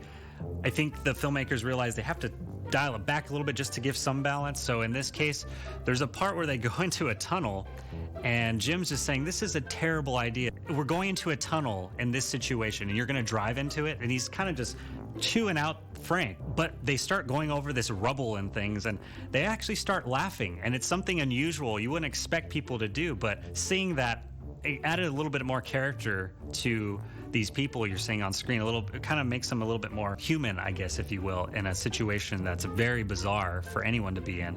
Another charming part that's kind of random, but I enjoy it, is they go to this grocery store and they're just kind of browsing the aisles, laughing, picking out their favorite foods, things that don't expire, because at this point, clearly time has passed. Some of the produce is rotted and they can't pick up certain things. So it brings that human element again back to the characters, and they're not all that different after all. They eventually get to this point where they need gas, and Jim takes it upon himself to explore this building alone. And as I mentioned before, there was a hello moment number 1. This is hello moment number 2. Hello? He seems to have an inkling that there's something wrong about it. And very quietly, infected child drops and chases after him, and he kind of sensed it, so he turns around and hits the child. And it's a very interesting concept because when you think of zombie films, no one's safe, right? And I feel like a lot of filmmakers are a little bit, they don't want to go there. They don't want to go to, you know, we don't want to show children that are zombies. That was new for me. And it was pretty shocking to me. It was a quick scene though. They didn't dwell too much on it, and it just really shows how terrible the situation they're in. I'm not going to go too much into the ending, but they do end up making it to the army base, and there's actually soldiers there. And if you could imagine in a zombie situation, it might be safe, it might not. If you've seen it, you know what goes down. If you haven't, I highly recommend you watch that. In terms of the way they've accomplished the film, I like the style of the camera. It had a very home video, circa 2000 feel to it. Brings you into sort of that time frame, but also gives a really grittiness to it, and I liked that. The quality wasn't focused on graphics and special effects. The quality was focused on the storytelling aspect. Another thing I noticed is the classic shot that's known as the Dutch tilt. That happens a lot in the film. It gives you a sense of like uneasy. It's like you're looking at the frame and it's tilted to the side. It just kind of throws things off a little bit. It's not a natural thing we do. Another thing that I noticed that didn't happen quite as often is they used reflections really creatively. For example, a character may be talking and you see the reflection of the other character off of a piece of glass on the ground, and that person's actually the one speaking. So the focus is on someone else as the other person's talking. There's even a moment where there's two shots sort of interspliced together at the same time, and it shows a location and it sort of tilts up and shows the next scene. Kind of broke up the standard cut.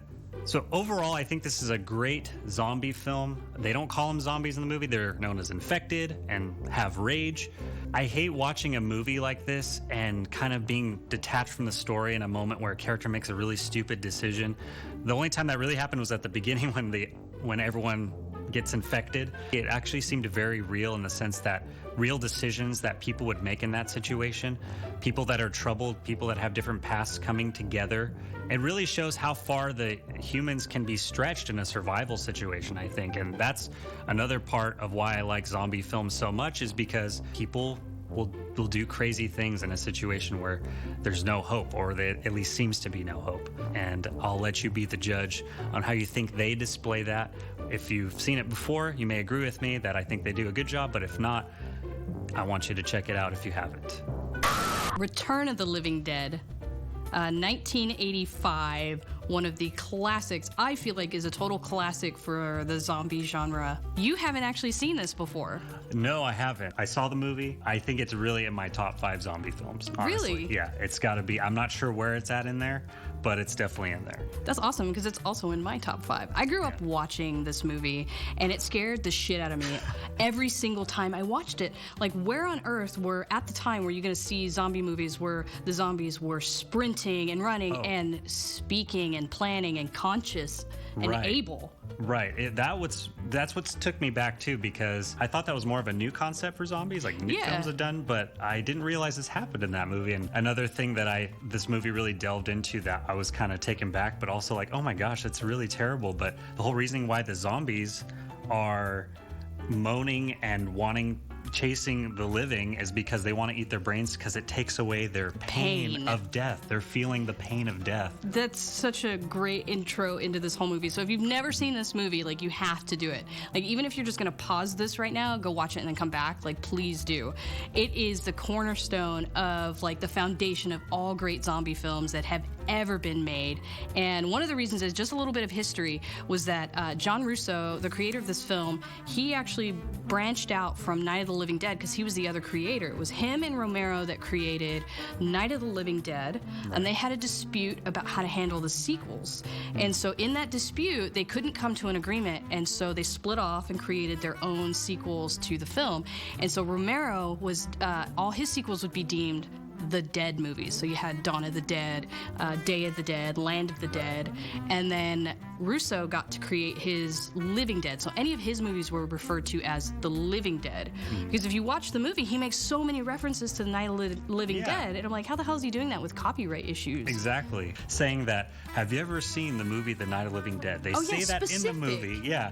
And he's like, that is a true story, but he had to change the facts around because he would have been, something with the government or something, right? Right. And did you catch the beginning of the movie where it was like this big title card and it said, everything in this is true? Oh, everything is exactly true. That was hilarious. This movie, for me, was just kind of a split between, I don't know how much of it is satire, comedy, and genuine horror, and a reference to pop culture of the time, because like as soon as you come away from a title card like that, like it's a widescreen and it's of the medical supply store where everything takes place, and the title for the store, the name of the store is Uneeda Medical Supply. Uneeda Medical Supply.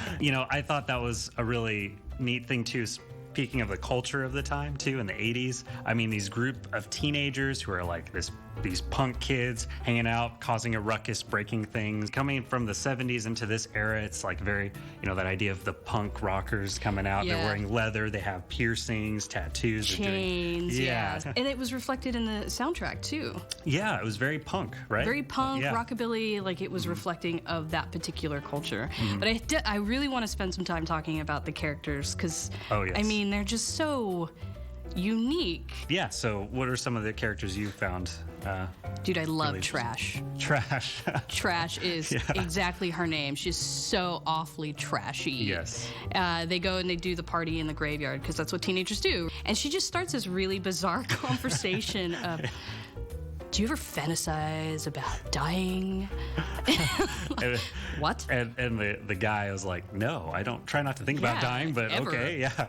And she's almost feeling like she seems like she's getting really kind of like heated about it. She really like is getting turned on by talking about it and like, what the heck? Yeah, and then she just breaks out into dance. Like she doesn't just break out into dance, she breaks out into a strip dance in the middle of the cemetery. And then the guys start dancing around with flares. Like, where did they get the flares? This coming from? As the audience, I feel very confused at this point. Yes. Is this for the teenage boy? Like, is this movie for the teenage boy? Who's the target audience here, if any? Although, speaking of that, though, I feel like when I see a movie like this or a zombie film, I kind of try to see what the filmmakers are trying to do. Are they going the total campy route and just stick into that? Or are they trying to balance it with some serious aspects of it that are kind of like, whoa, that's a little jarring?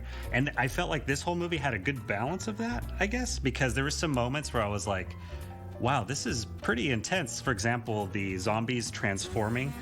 We see one of the main characters going through the transformation phase from beginning, I guess, till end. And I've seen zombie films before where they, it's very quick. They get bitten and, I'm a zombie. But this was like an ongoing process. It was very gruesome and grueling for the characters, and they stayed on that. And that kind of made me like a little cringy. You know what? You're right. You're right. I haven't actually thought about it, but there's like showing them in their progression and how much pain they're in. And they're always kind of screaming in pain. Yes. Every single time somebody touches them, moves them. Practical effects, too, I thought were really good. The zombies, right? Yeah. Favorite zombie is, I guess, you call it the slime zombie. I kind of refer to it as the tar zombie, but the one in the basement that Tina encounters. Yeah, so this is the ground zero zombie, and we have to sort of toss to this clip because it's the perfect embodiment of the craziness of this film tied into some of the amazing practical effects. So we're gonna go ahead and take a look at this really kick-ass clip. Who's there?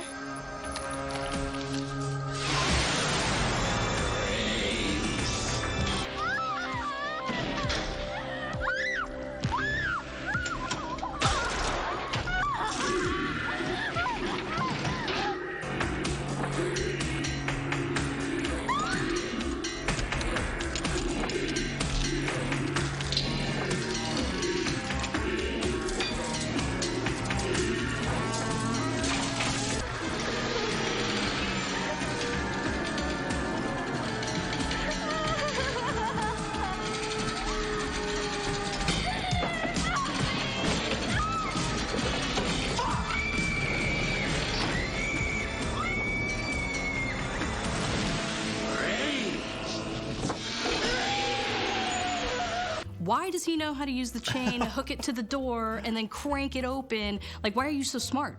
That's not fair. You can run, and now you can think at things through and problem solve? And That's not cool. And speak.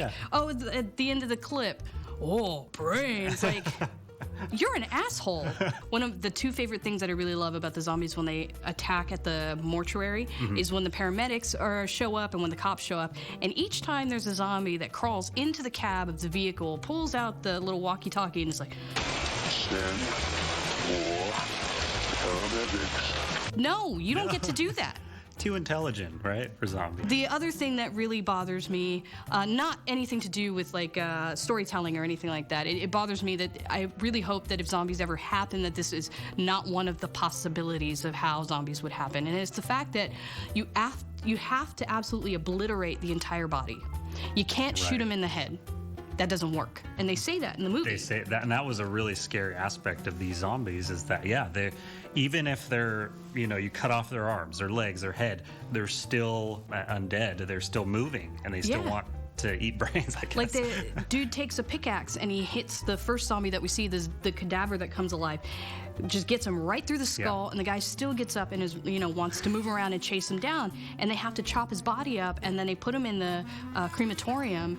They obliterate his body into ashes, but it's not over because all the fumes, all the chemicals in his body go up into the sky. It starts to rain, and the rain pushes it back down into the ground, which wakes up all of the zombies, and it's like this entirely vicious cycle. It's a terrible shitstorm of events that happen for these people. So that's something that we really don't explore in a lot of zombie films that was making this super unique and original. Out of all the zombie movies that could be created, even now, to this day, every film that you ever watch, zombies, you shoot them in the head, they go down. These zombies don't. You have to completely burn them into nothing.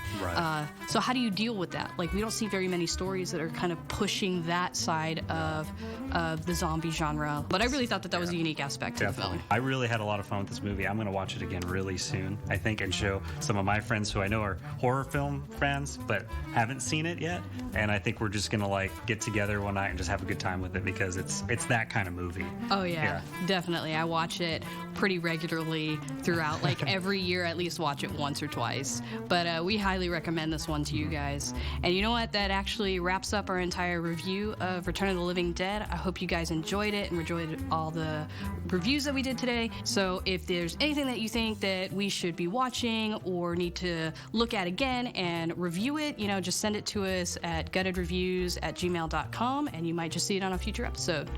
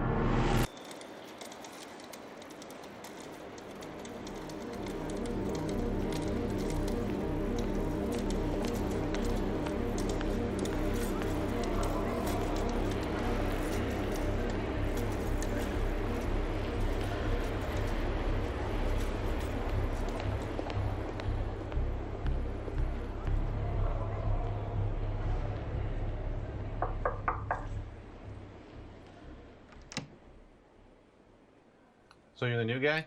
Yes, sir. Don't call me sir. Sorry. I'm David. Okay, so here's the deal. I've been trying to find a guy for the closing position for a while now, and no one around here wants the job. So now I have to rely on an outside firm to fill the position. Pardon me for being blunt, but if you're not serious about the position, please refrain from wasting my fucking time. Great. All right, first things first. Here are your set of keys. I'll have Kate show you which is which later. Okay, so these are basically a brand new set of keys. All the other people that had the position before you that abandoned the job took them with them. And I'm sick and tired of getting the locks changed around here. So for any reason you don't like the job, do me the courtesy of bringing them back. Got it. Excellent. I'll have Kate show you around later.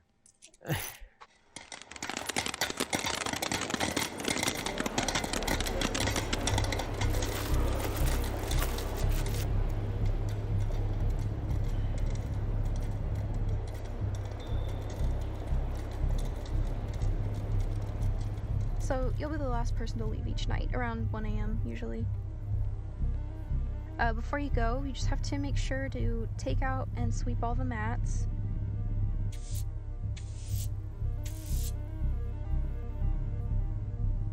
Take out all the trash.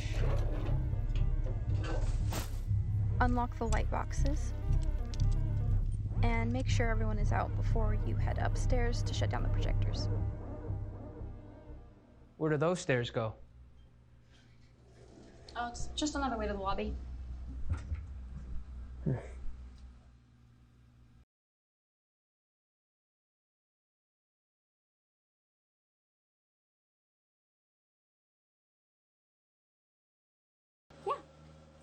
If you feel like you've got this, why don't we head back downstairs to the lobby? Yeah, sure.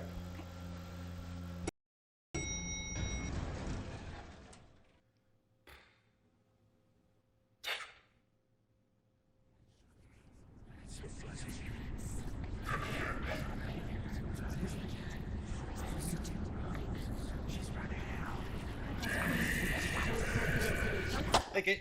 So how's he doing? I think he's getting the hang of it so far, don't you? Yeah, I'm good. All right. Well, just try not to forget anything. And if you do, don't. Will do.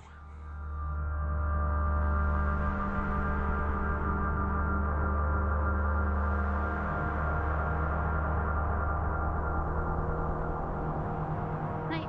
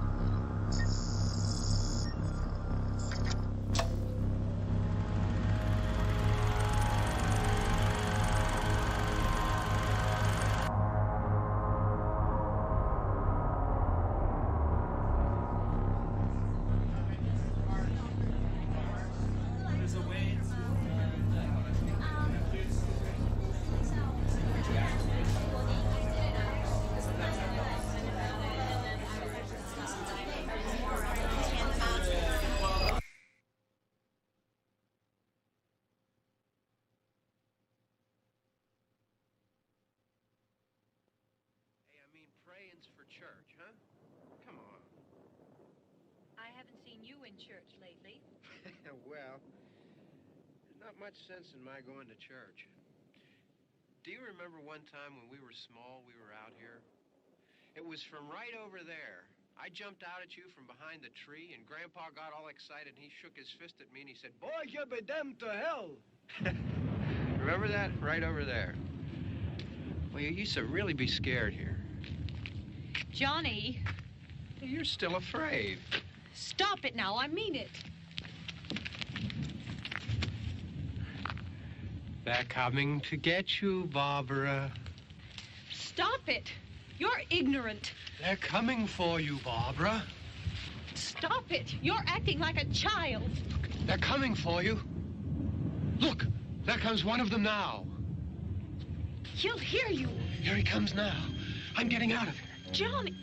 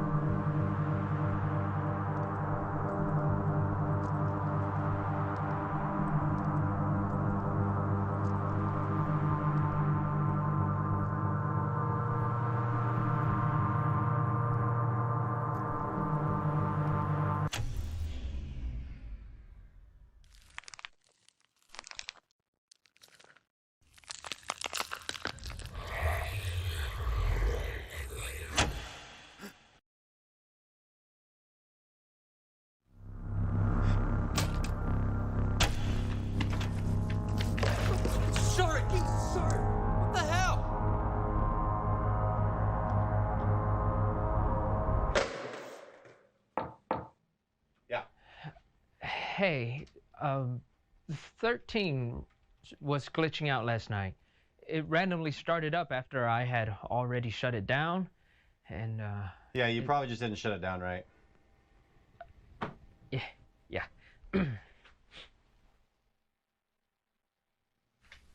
Hey. Did I overhear you say that Auditorium 13 started up on its own last night? Yeah. It was the strangest thing. I'd already shut it down long before then, and it freaked me out. And I thought I saw someone. I think you did. What? It usually starts around this time of year. What does? What are you talking about? Years ago, before the owner bought this place, it was still a theater, but they used to project 35mm films. Anyway, I heard that the projectionist Bobby hung himself on the second floor around projector 13, and, well, around the anniversary, they say his spirit walks the theater. Okay, now you're just making shit up. Hey, I'm just telling you what I heard. And if 13 is messing up, then it's gotta be Bobby. I mean, why do you think nobody wants a closing shift?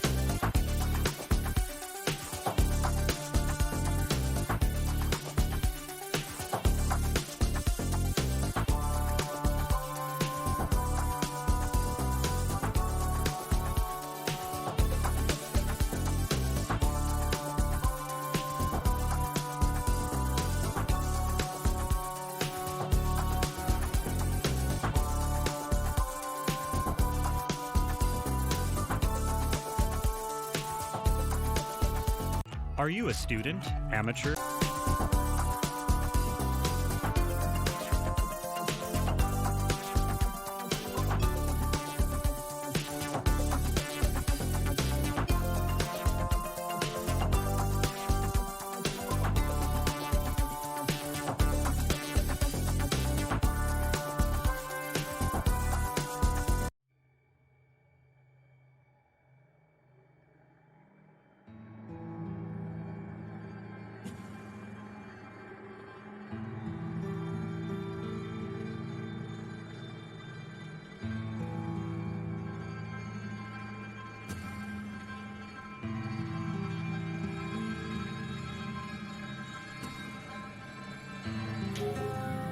God damn it.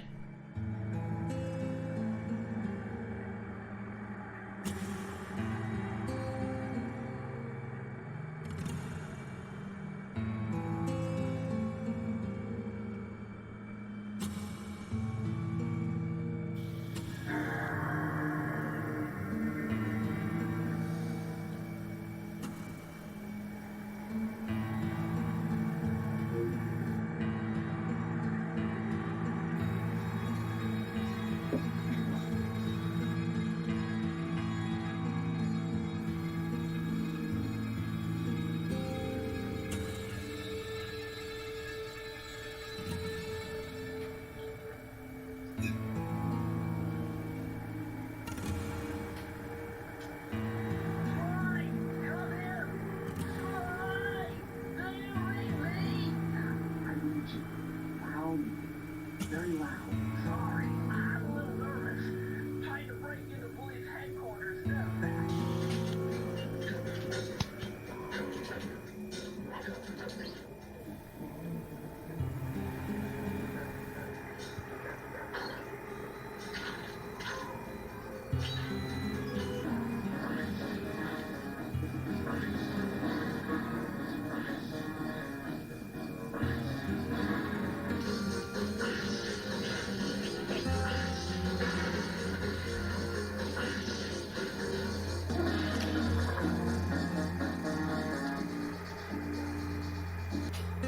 God fucking damn it! Are you fucking kidding me? First fucking level.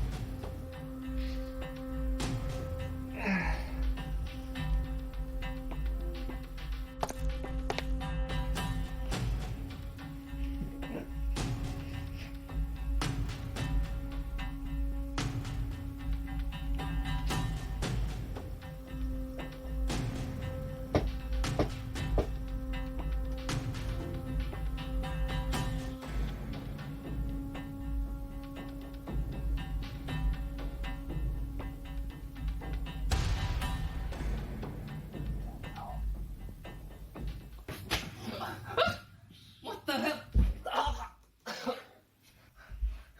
Who are you? What's going on?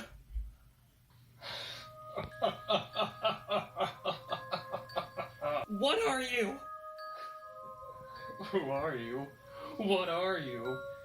You sound like a jerk. I don't.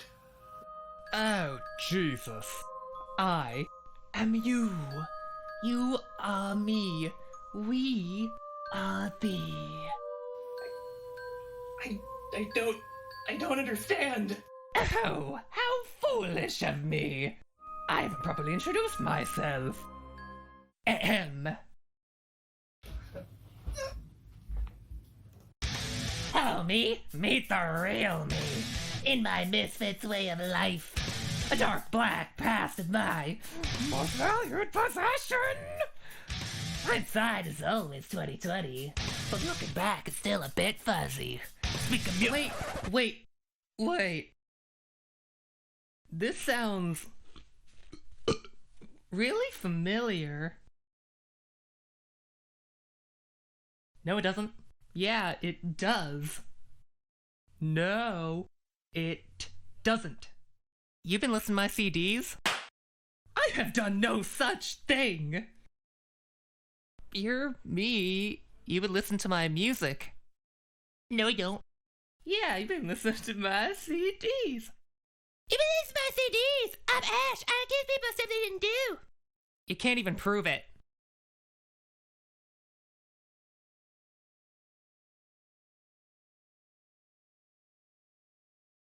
That's not the point! And turn on a goddamn light, I can't see anything in here.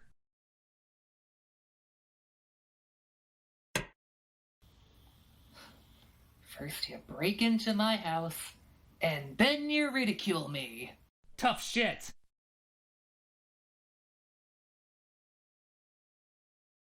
You've really got quite the handle on things here, don't you? Look around you. World's gone to shit. Why should I have to deal with the upkeep? Yes, the coronavirus blindsided us, didn't it? Much worse than we could have imagined. Even I thought it was just exaggerated. Exactly. Just how did things get this bad? Oh, like the government has ever been good for anything? Name one good thing our government has ever done for us.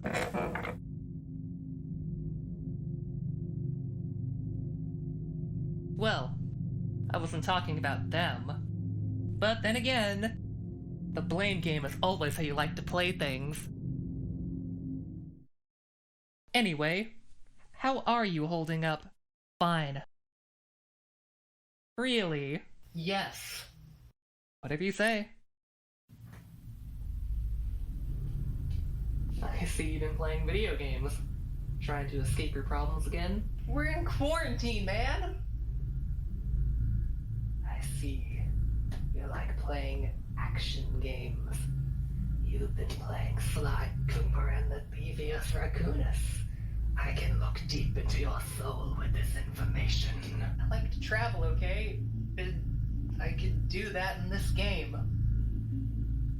Yes. You always like to play pretend to have the things you never could in real life. What's that supposed to mean? What do you think it means? Man, fuck you! Ah, defensive as ever. Maybe that's why she was so quick to leave. Or maybe it's due to your other problems. I knew it! You still haven't kicked that bucket yet, have you? I am so over it. I'm just finding new ways to deal with it. So that's a NATO on the going clean thing? Man, fuck you. Clearly you're doing a great job of that. What else are you hiding? Nothing. Really? What's a third degree? I never did anything wrong. Well then, if you didn't do anything wrong, then why did she leave? I don't have to take this crap from you. You always get like this when you don't have a good answer. Fuck you! I didn't do anything wrong. Well, if that was the case, then why did she leave? Fuck you! I tried changing for her, but nothing was ever good enough.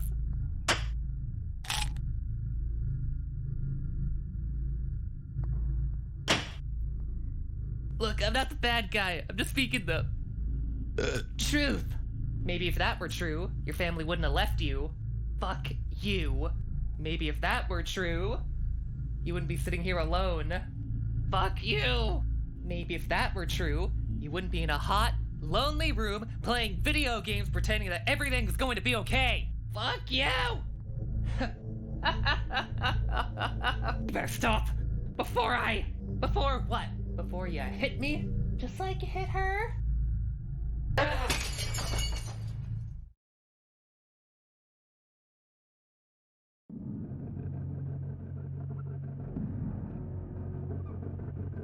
I knew I'd get to you eventually.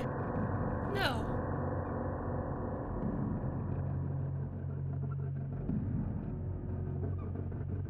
You feel that darkness inside of you? That's the real you. I've been in here the whole time. No. No. No. Darkness has always controlled your life.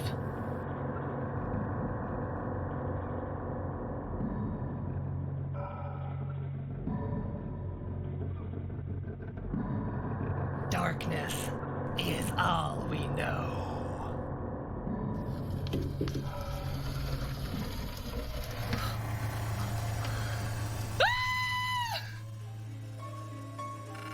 Do you believe me now? I am you. You can try to deny it all you want, but this is who you are. Why'd you do it, Ash? Couldn't stand being wrong? Alone? Scared? Maybe you don't even know. Except for one thing, there's always darkness. You can always embrace the darkness and let me in. No, I'm okay. I'm okay. Nothing is okay! No, I'm okay. I didn't do anything wrong!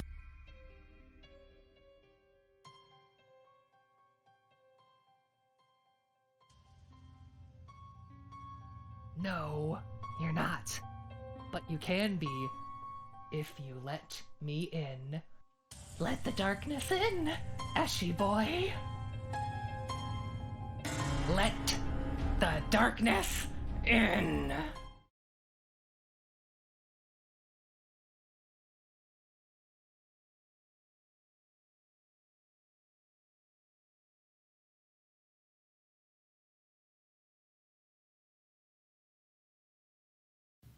Cause of that, sir?